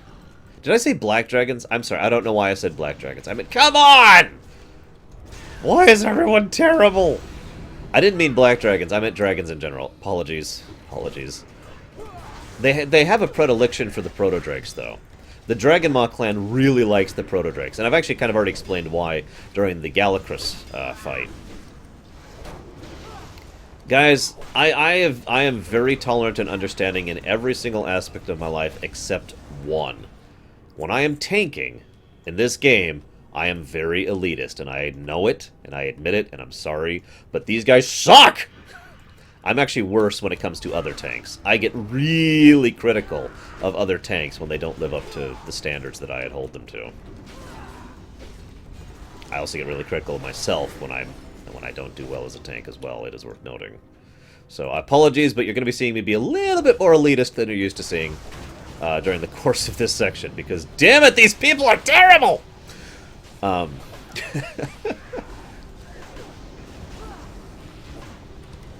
Anyways. So we're about to do something kind of cool. I wish I could have showed it off proper, but obviously I can't. So there's Zayala. Commander Tharbek, it seems your troops have allowed a group of pitiful heroes to sneak past them.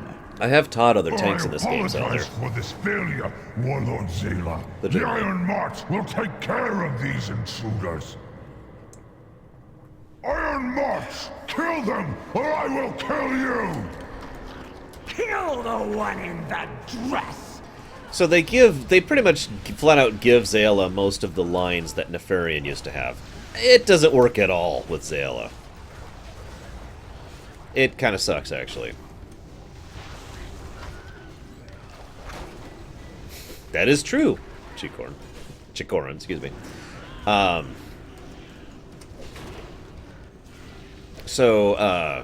Well done, Commander. But it seems the intruders are still quite alive! What? Unacceptable! Kill them, you fools!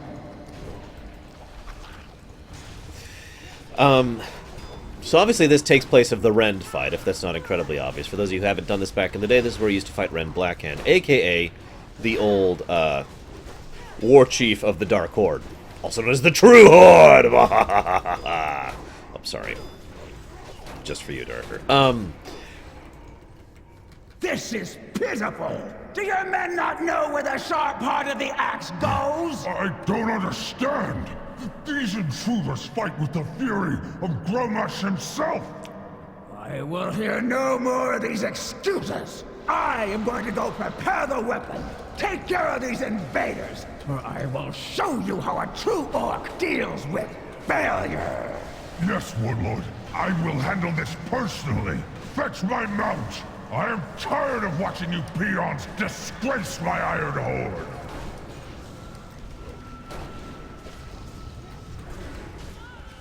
Anyways. He hasn't shown up yet, Israel. Anyways, so back in Vanilla, Ubris, we actually saved a blue dragon as a result of this. We may or may not see that in a minute.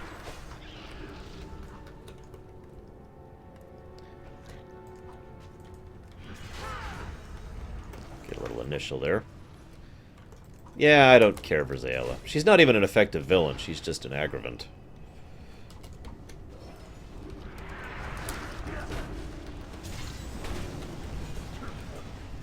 We'll see if blue shows up. I hope so, but we might be killing a little too quickly. There's not much I can do about that. Thank you, Chaos. I appreciate it.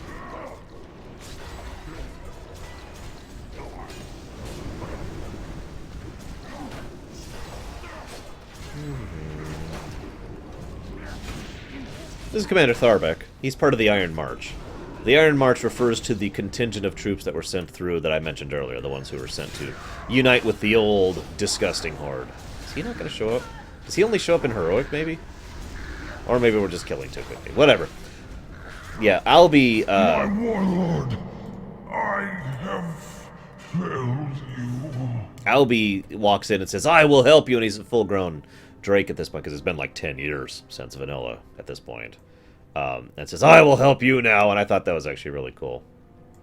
Oh, sorry, could someone link the donation incentive thing really quick, please? So, in answer to Craze's question. It's a donation incentive is the quick answer. It's basically, I'll just answer you. It's what we're doing for fun to see which transmog we share. And why did Spirit just get... Oh, because of... I really need to figure out the filters on the new bots. It's banning for things I don't want it to. The problem is it's not the most customizable bot in the universe, so I need to actually figure out these specific chat commands in order to control it. It's basically a straight Java bot, if you're wondering. Okay.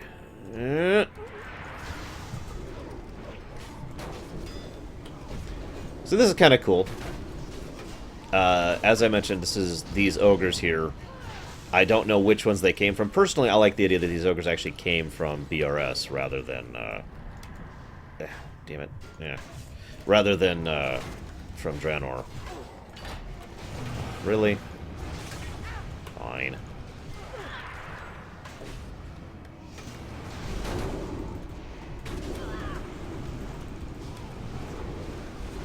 Man, I have to pay attention for a minute. Because my DPS are terrible!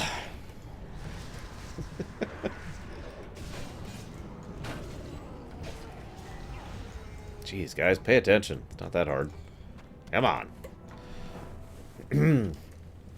That was Commander Tharbek, a cunning warrior of the Warsong clan. He was entrusted with the task of leading the expeditionary force, the Iron March I mentioned, forward into the port. Yeah, I already told you all this. This is Ragewing, a gargantuan protodrake raised in the Twilight Highlands by the Dragonmaw clan. Her indomitable spirit has kept her from being broken and used as a mount, although she has formed a close bond with Zaela, following her to Blackrock Spire and roosting here. And yeah, you can see Lobris down there, along with some Draconids, which makes me think that they've been doing stuff down there with their wonderful experiments. So this is actually another of those wonderful protodrakes, but it's not actually one that's tamed, although of course that, as I mentioned, they're trying to tame as many as possible. I feel weird. This is Warlords, right? And I talk positively about Warlords, but usually when I'm in a dungeon, I have to talk non-stop to get all the lore out, because there's so much to discuss in a dungeon. I'm just sitting here like, well, so here's some Iron Horde, and here's some dudes, and there's dragons involved here, and here's some more Iron Horde, and as you can see, there's a bunch of whelps here. These are what the dragon eggs were, as I mentioned earlier. They're breeding the whelps in here.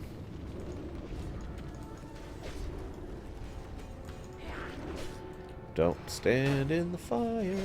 Don't stand in the fire.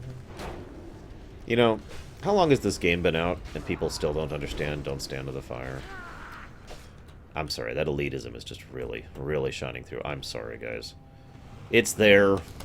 It's a flaw of mine. I understand it.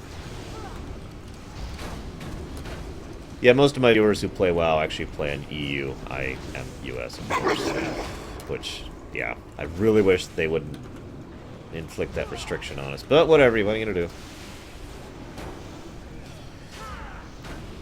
Yeah, you saw... I don't know if you guys saw that, but the healer was standing in the fire, healing. Just like, yeah... I'm just gonna keep healing as I stand in the fire. Come on, dude! Come on! Use the braids! It's okay, you can do it, buddy! You can do it! Oh, God, why?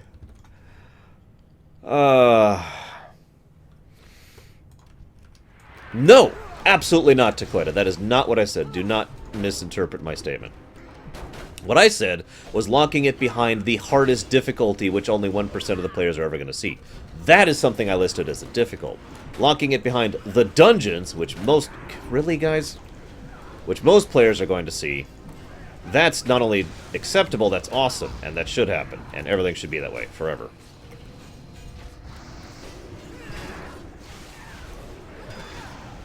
No excuses!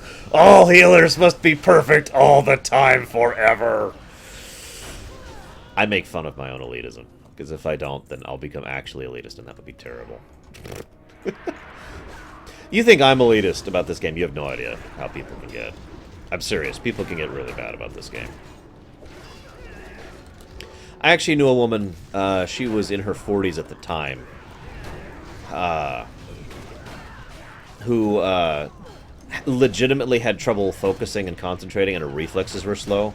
So she actually was a bad player. She still enjoyed WoW, and I was good friends with her, and I liked playing with her actually. It did take a different mindset to play with someone who was literally a bad player, and I don't mean that as an insult. It was literally just someone who couldn't be quick, couldn't react to stuff, and wasn't paying that much attention because she just had issues. She had medical issues. It wasn't her age. In fact, actually, for that matter, I actually knew a 70-year-old woman back in Vanilla who was in our guild who we played with. Gary and I have swapped stories about her many, many times. Ghost was her in-character name. I have no idea what her real name was. We'd heard her on Ven. So we do actually know that she was infected. Really? Really? You're terrible and you should die! No, I'm sorry. I'm trying to make fun at this point. I probably should stop because people think I'm serious. But she was one of the most interesting people in the group. She was a really sweet old lady. But she was one of those do everything very meticulously people. So, for example, she was a mage, right? And so after every pull, I'm going to stress this for a moment. After every pull, she'd be like, okay, hang on, guys. Does everyone need water? I can conjure some more water if we need some. Okay, guys? Does anybody need, food? I can cut food. Hang on, I think your buffs only have, however many minutes left. So give me a moment. I'm going to refresh your buffs. Have you come to get a front row seat for Stormwind's destruction? Also, I have heard a really dumb question. You ready for this really dumb question? Some people have asked me, Arsh, as a Horde player, why are you trying to save Stormwind? And then I smacked them across the face. Oh yeah, Ghost was awesome. She was really cool. I liked her a lot. It was a little bit of a shame. She basically had to stop playing WoW because she couldn't afford it anymore. At the time, I couldn't afford to pay her sub for her. So she had to bow out, which sucked. No, I'm not going to be a dick. I'm not going to be a dick. But yeah, I have met many players who do not live up to the hardcore standard. But I want to show something off really quick. You see that right there? That is a massive Iron Star. It is massive. It is absolutely huge, even by Iron Star standards. Come on, come in, come on over, guys. It's not going to bite you. If you can't tell, we're literally doing this over the Blackrock Spire lava pit here. And there's actually quite a few different of the Ember scale. That's the brood that the dragon are working with. The proto dragon brood I mentioned earlier. And so they actually set this thing up and got the Iron Star built, and it's basically building a power right now. And what they're trying to do is they're trying to dump it in there to detonate the volcano.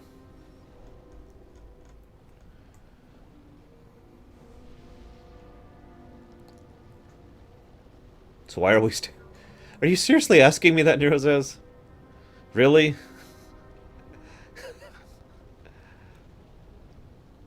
Okay. Good! I have been waiting for a fight! So this is Zayla. When Garrosh was instructed the Iron March to their mission to Azeroth, he urged them to rendezvous with an old ally he knew would be fierce, loyal, thirsting for revenge, Zayla, Warlord of the Dragonmaw clan. Now she readies the doomsday weapon in the heart of the Blackrock Mountain, her moment of vengeance drawing near. Flames will consume you! You will burn! This fight can actually be pretty rough on Heroic. Kind of glad we're not doing it on Heroic, actually. What started the original fight? That's debatable, Chris Jones. Like, that really does depend on how you define it. I hate to say that. That sounds like a non-answer, but it's true. Oh, we're okay over here. Okay.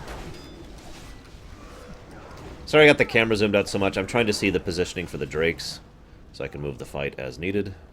And like now, this. you die! Believe it or not, I'm actually trying to avoid the giant flames. I know that sounds really weird.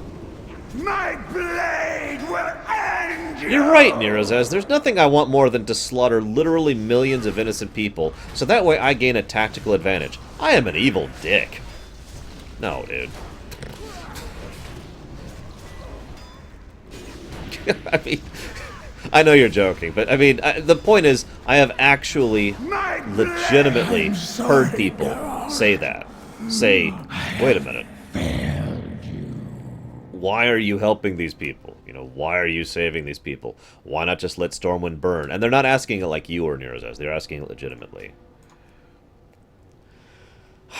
So anyways, that actually happened in lore during the pre-event. So in other words, that happened prior to any of this stuff happening, prior to us actually going back through the portal.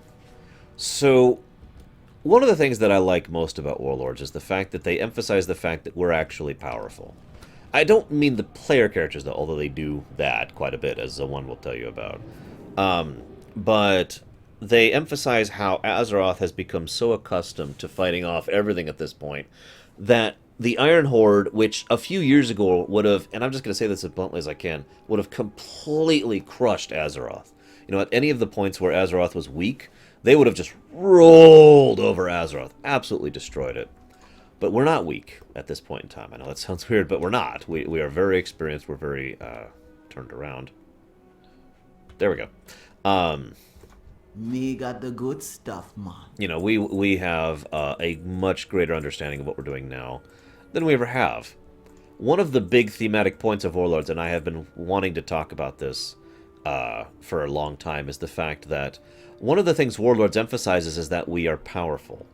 We, the people, we the organizations, we the Horde, we the Alliance, we the people of Azeroth, have officially reached the point where we have, instead of being completely, oh god, we're barely surviving against this big invasion by the Legion, or a big invasion by the Scourge, or a big invasion by whatever else, we actually have this big invasion, and we just push it back. We deal with it. We are so good, so experienced, so honed. We have been so refined through the years and years and years of warfare that we are we're actually at the point now where we can fight back against this big invading force and deal with it, rather than them being like, I will crush you like a bug. I got that on another character, Bender. You only get it once per side. And I like that, especially in preparatory for Legion, where it's going to be a little more relevant. Now, before we actually go on, I want to show you something that's pretty awesome. I know, I'm sorry. I know you hate seeing things that are awesome. But I hope you will at least forgive me, because there's some very awesome stuff to showcase here. Something that happened out as Warlords was coming out. It was a lead-up to Warlords, and I have to admit it got me pretty pumped. It's a section called Lords of War.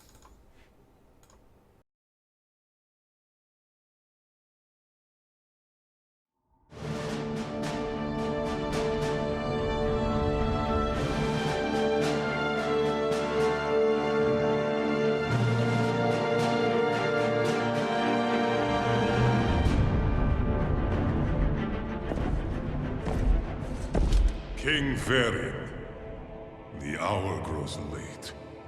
You must sign the declaration of war. I was just a child when my father rushed to confront this same evil. He didn't understand these warlords at all. That mistake cost him his life and brought this kingdom to ruin. You are not your father. I know. But how can I succeed where he failed? You can start by trusting my counsel. I have faced them before. On Draenor, you were there all those years ago. Yes. Believe me, they are not invincible. Then tell me of them, Murad. Tell me everything. Very well. Kargath had no clan.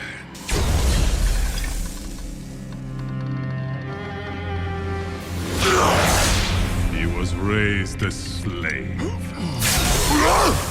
The ogre's cruelty was intolerable.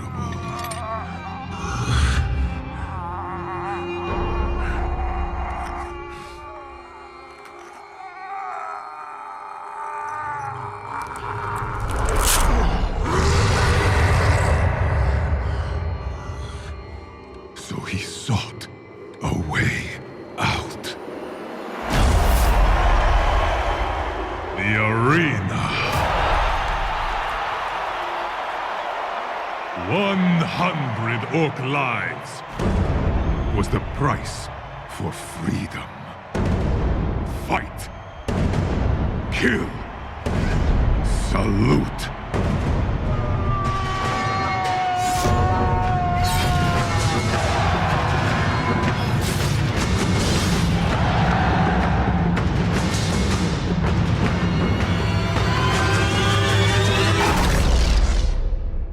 Kargath was unstoppable, and the day of his final fight had come. One last kill, and it was over.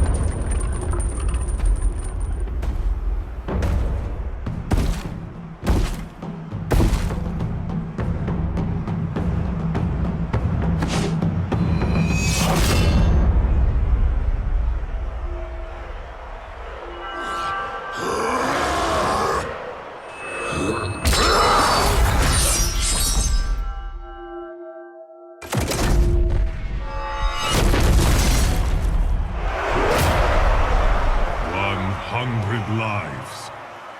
Kargath had earned his reward, like every champion before him.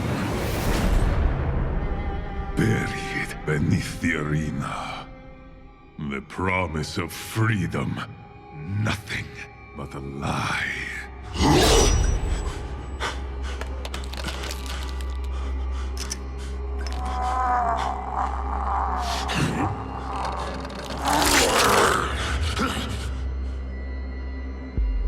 But Kargath would be chained no longer.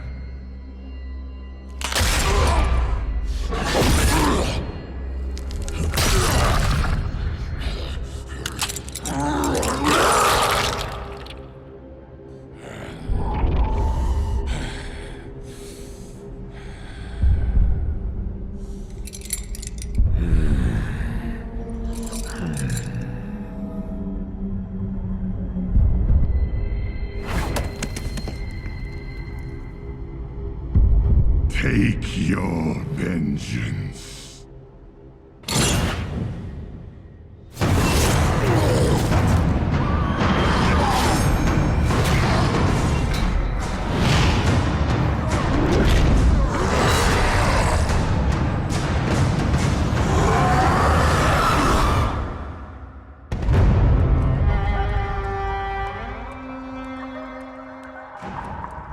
Bound by vengeance, their name would be spoken in fear. This was the birth of the Shattered Hand.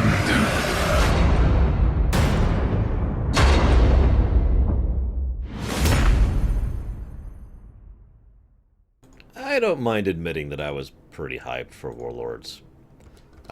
Partially as a result of this build-up. I want to talk about a few things before we move on.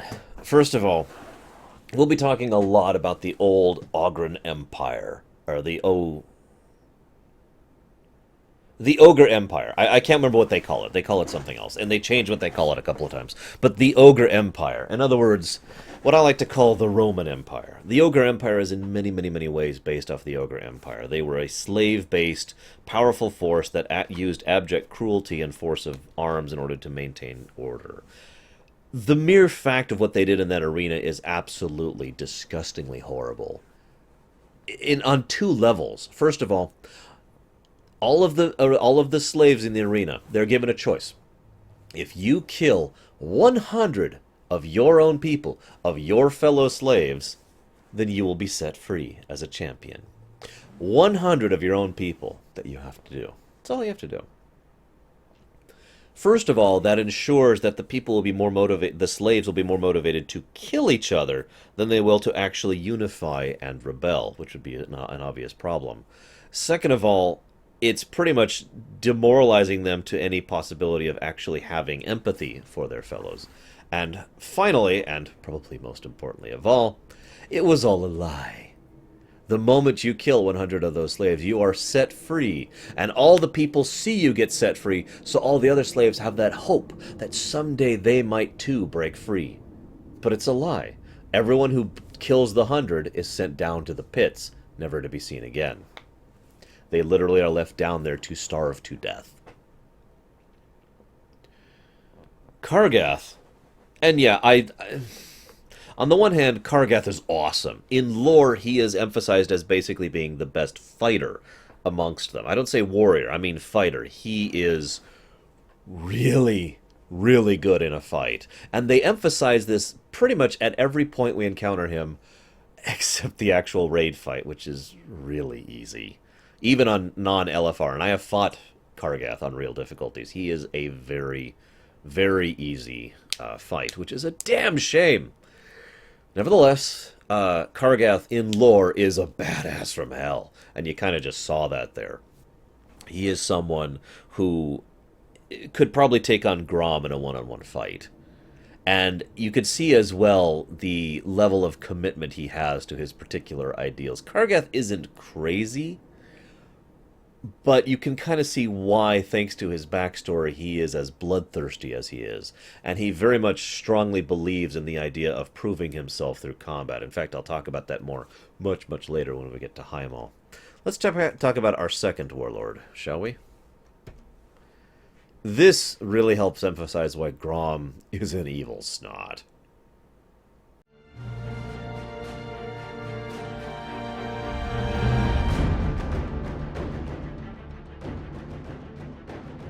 I understand your hesitation, my king. This mission will take great resolve. There will be lives lost. There are always lives lost. But marching our forces blindly into Draenor Poses unthinkable danger, yes. But you must have the fortitude to face whatever awaits us on the other side. I assure you, our enemy's will is unwavering. Let me tell you of their leader. A warlord whose defiance in the face of death became legend.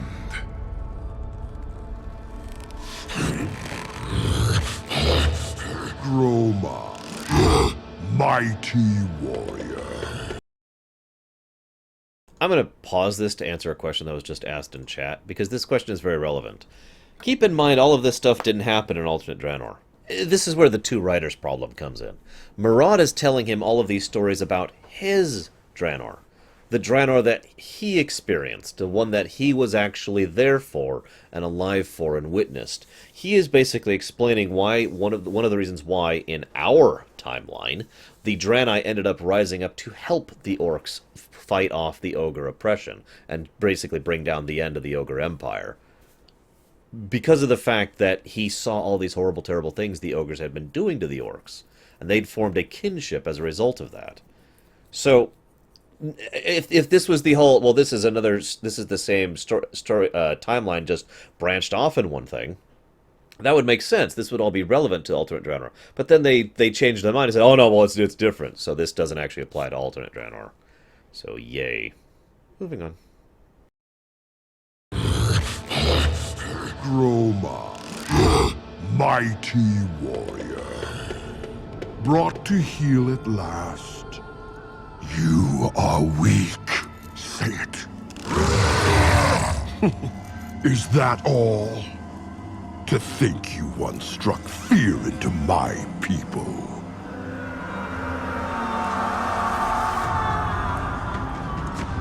Gromash had begun leading raids deeper and deeper into Ogre lands. He and his clan, the Warsong, were insatiable and relentless.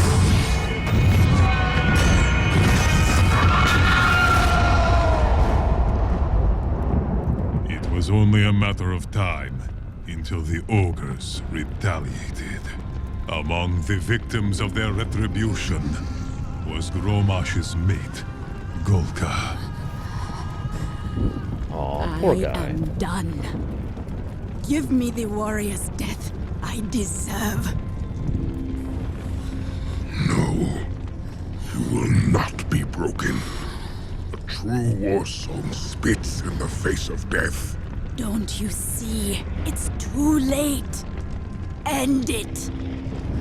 So many of my warriors bent like reeds. And now you are a wolf with no teeth. Dang. All of you.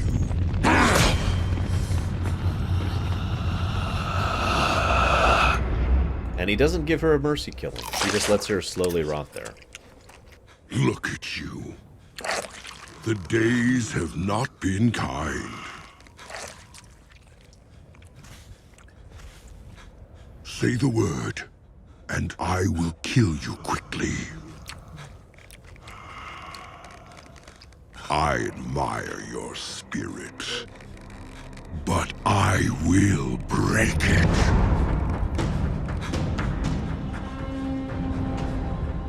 Gromash knew the ogres could not have gotten far.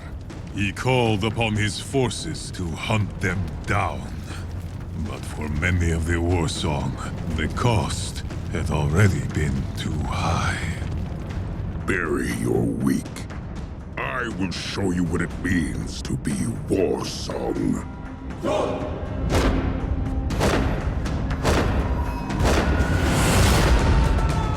Once again, Gromash struck deep into Ogre land. This time, however, the Ogre Warlord and his armies were waiting.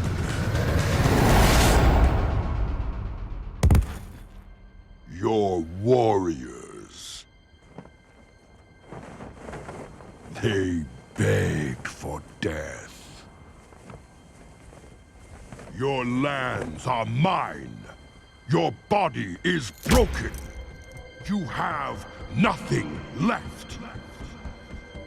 Say the word, and I will end your suffering.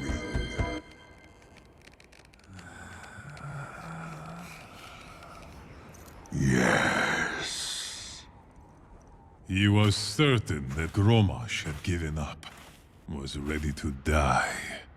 The body, after all, had grown so weak, had become so thin. Say it. Say the word, and it's over. This wolf still has teeth.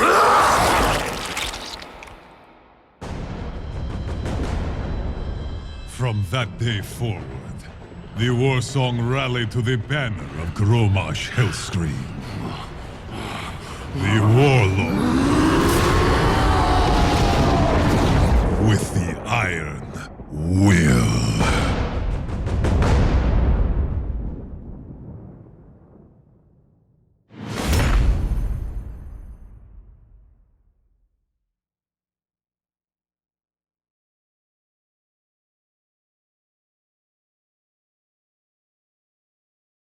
I want to remind you once again that that's our Grom.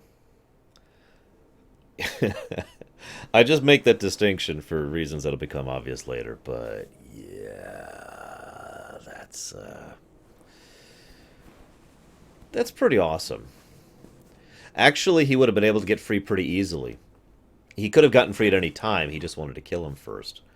Keep in mind his bands were already fairly loose and he had lost a lot of weight, and that pretty much explains it right there. Yeah, no kidding, Stukov. Let's go ahead and discuss the next one. I don't have much else to share other than the fact that that is obviously really, really... yeah. Why don't we talk about the good Warlord?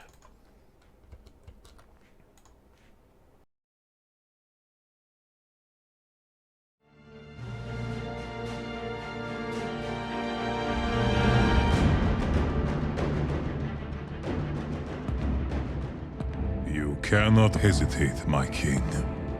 The Iron Horde must be stopped. You speak only of their savagery. But surely they are not all monsters. There was one. Durotan. His clan prided itself on suppressing rage, for they knew that those who succumb to the beast within become their own greatest enemy. The clan was named for its kinship with the snow-white frostwolves. Together, they hunted the mighty Clefthoof. Every winter, the Clefthoof would migrate, and the clan would follow. But one year, when Durotan was very young... Mother, they're leaving. You've got to wake up. His mother Gaia had been bitten by a drift lurker. Those who suffered its bite fell into a deep sleep, and few had ever awakened. We can do no more for her! If we don't go, the entire clan starves! Or worse, the Garn will be hungry! You want them to feed on our mother? Father wouldn't leave her, Gunnar. And neither will I. Father would know we can't carry our dead with us. She's not dead! Calm yourself, brother! You know what your anger can lead to. While the others are gone, I speak for the clan! We leave! Now! I'm not going! That's Gunnar, by the way. Remember him for later.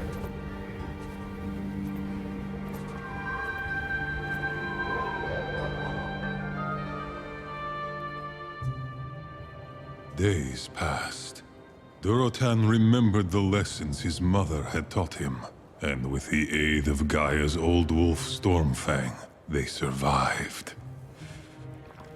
Mother, winter is setting in. You have to wake up. Wake up.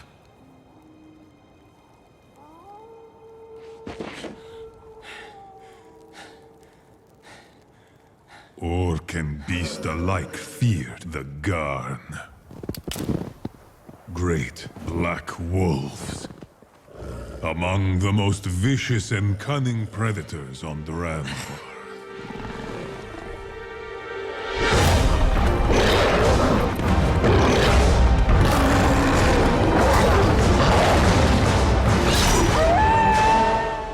Durotan and Stormfang killed the lone wolf. But Durotan knew that the Garn hunted in packs, and with the setting of the sun, they would attack. He prepared to make his final stand. Mother, they're coming for us. You have to wake up.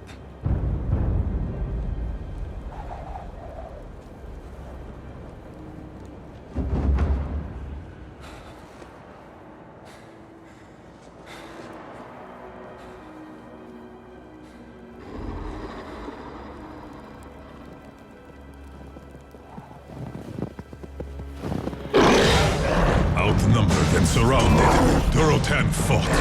He fought not just the Garn, but the rising tide of rage within him. Durotan was driven to the brink, and in the heat of battle, bloodlust claimed him. Anything that moved, he killed.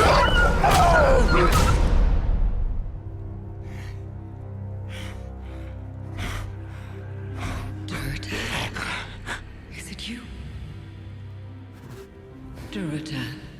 Durotan. Mother. What?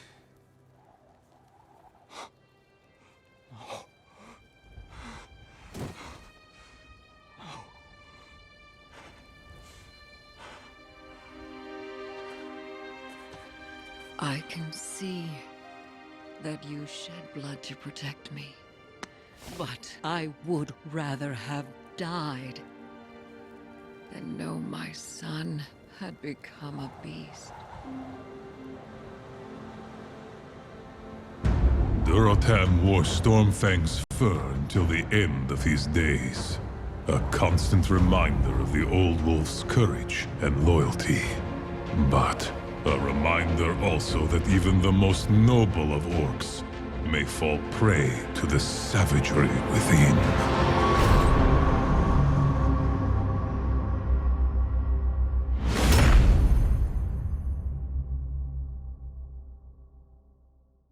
One of the things they imply there is that the orcs as a people automatically have the bloodlust problem as an actual feature of their species rather than a nature of their culture. I'm not sure I really like that idea, but it is something that's rather prevalent in the way they are presented in Warlords. Make of that what you will. This one I want you to pay very close attention to.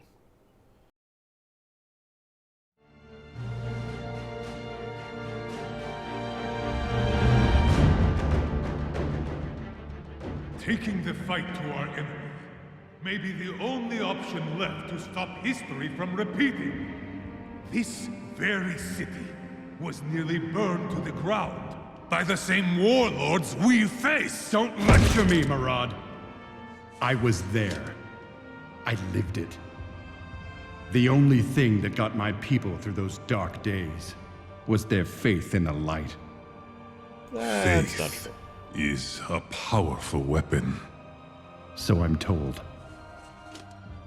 The Alliance has the light from which to draw its strength. What steels this iron horde in its darkest hours? One clan, the Bleeding Hollow, finds truth in the surety of their deaths. They are led by an orc named Kilrog. Kilrog's clan once ruled over the jungles. Until the Arakoa came.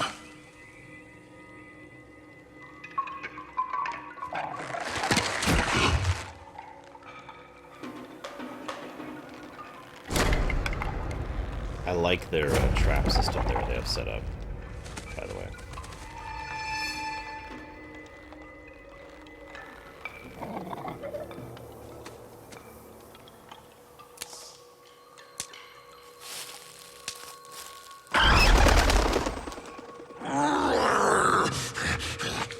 To survive, the clan went into hiding, living each day consumed by fear. Their chieftain even forbade them to stray beyond the borders of their forest refuge. For years, disease had eaten away at the once mighty warrior's flesh. And as he faded, so too did the clan's hope for the future. Father, one day the stream will dry up. Then we will find a way to carry on. Like this? Look at us. We were never meant to live this way. Jumping every time the wind blows. Every chieftain must make hard choices for the good of the clan. Is this the death you saw then? No. This is not the death I saw. But perhaps it is time you finally saw your own. Go. Face your destiny.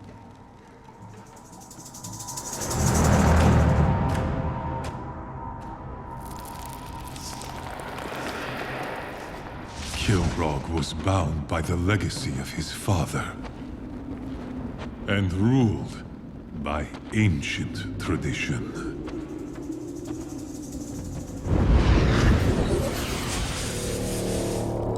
Those who would one day become chieftain performed the most sacred of rituals. They would sacrifice an eye for a vision of their own death. Sometimes, the vision would show much more. Kilrog saw his clan not as they were, but as they could be. crushing their enemies in a tide of savage bloodlust. And Kilrog was one of them, his determination unwavering.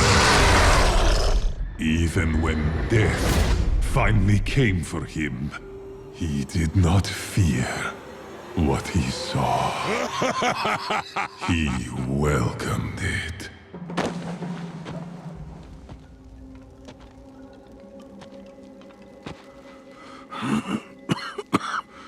So, tell me of your vision, my son. I saw our clan strong and proud, victorious against our enemies. A glorious vision of the future. Why then do you seem so troubled? Because you were not a part of it. You were right. Every chieftain must make hard choices for the good of the clan. At last. This is the death I saw.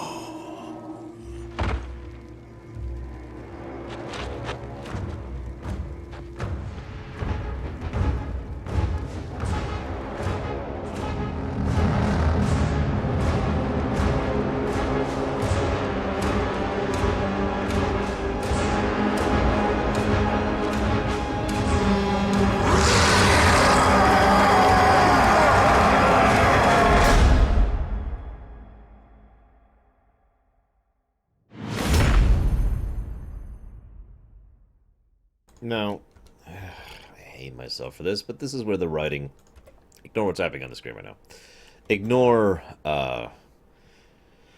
this is where the writing kind of falls apart, because that was clearly 100% written with the intent of that being the backstory of alternate Kilrog, not our Kilrog, since our Kilrog actually didn't do all of that. Instead... Yes, I'm doing Draenor without you guys. Sorry, I've decided to do the quest without you guys. No, but I mentioned that because of the distinction and the fact that Murad shouldn't actually know about what happened to alternate Kilrog, for reasons that should be obvious, since he doesn't know anything about alternate Kilrog. So, to put this as bluntly as I can, there's no way around this. That's an aspect of bad writing. However, there is one aspect of good writing nestled as a kernel amongst the other bad writing present within, and that is actually very, very simple. The vision of the death thing. That'll be much more important later, and I will point it out again when we get there. But it is very, very important to note that it is accurate. In other words, the vision of the death thing is always accurate, has always been accurate, has never been wrong. His father's vision was accurate. His vision ended up being accurate, and that'll be relevant later. So just keep that in mind, okay? Let's go ahead and move on to the last one. This one really hits me hard.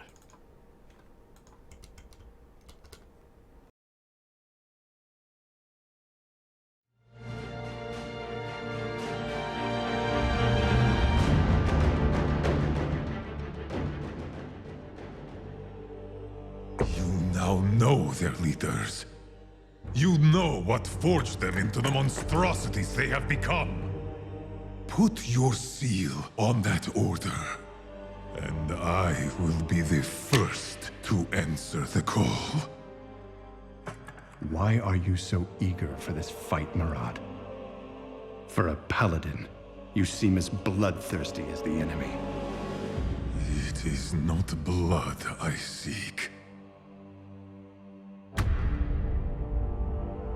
When you look at me, what do you see? I see a paragon, a champion of the light. What you cannot see is the burden I carry each day.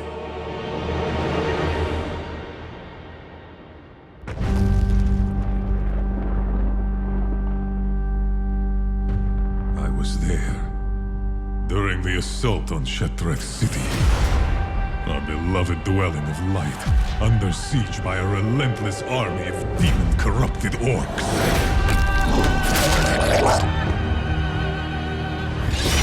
I witnessed countless acts of brutality, unspeakable horrors from atop the wall.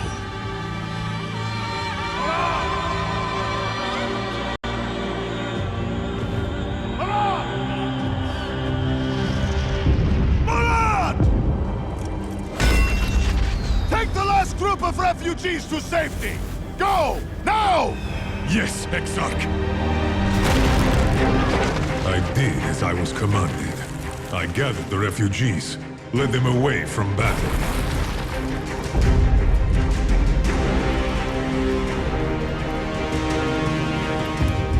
And then I saw him. It was my charge to see the refugees to safety, yet the horrors I had witnessed, the suffering, despite all my vows, vengeance burned in my heart. Take the path through the tunnel. I'll rejoin you when I can. We have no weapons. The path is safe. The light will be with you. Now go!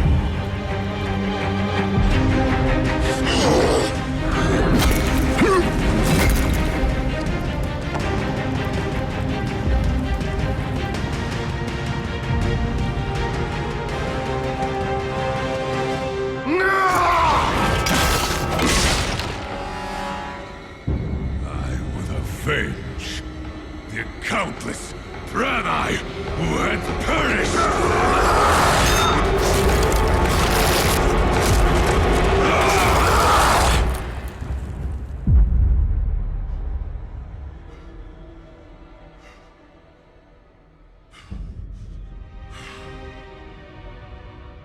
I struck out to find the refugees.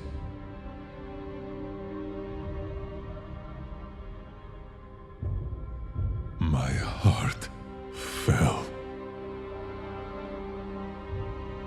The path had not been safe. The light that I promised would be with them had forsaken them instead. Just as I had.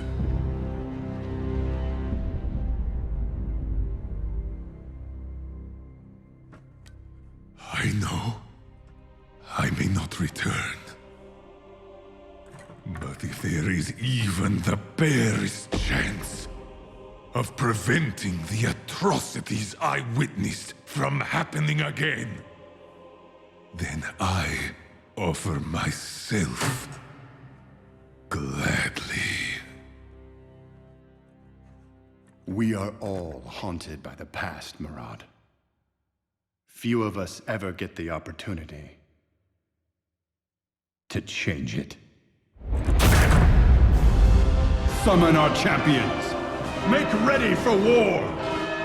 Azeroth needs its heroes now, more than ever.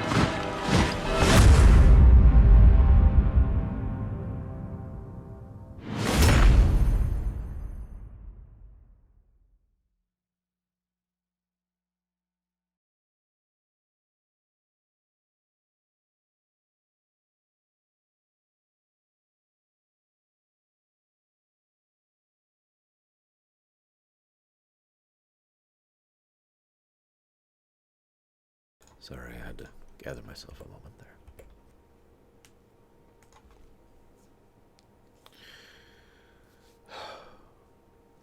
there. It can't, actually, Grace. So I was trying to push through as much of this as I could off camera. Don't mind what's happening on the screen now.